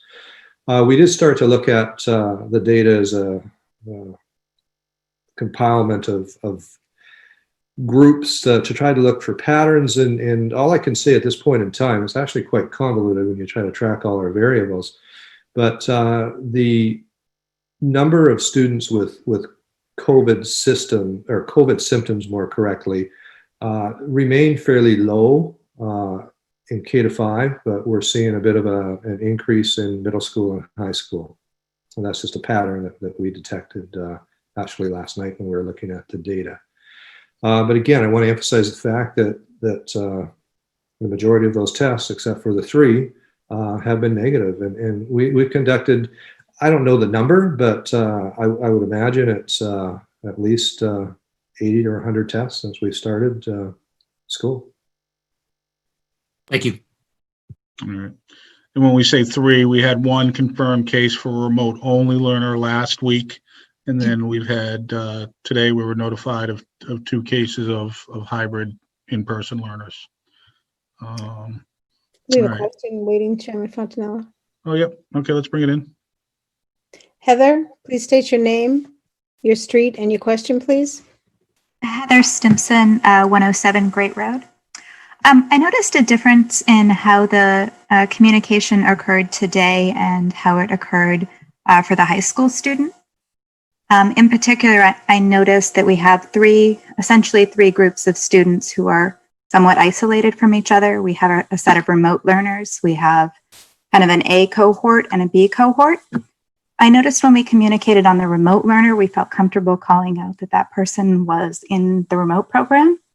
But when we talked about the hybrid, we didn't feel comfortable communicating the cohort. Is there a reason for that?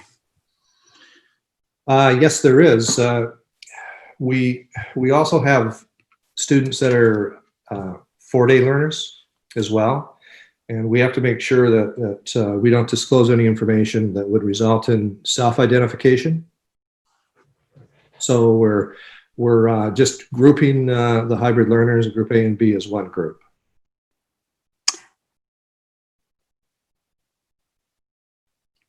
I'm not necessarily comfortable with that.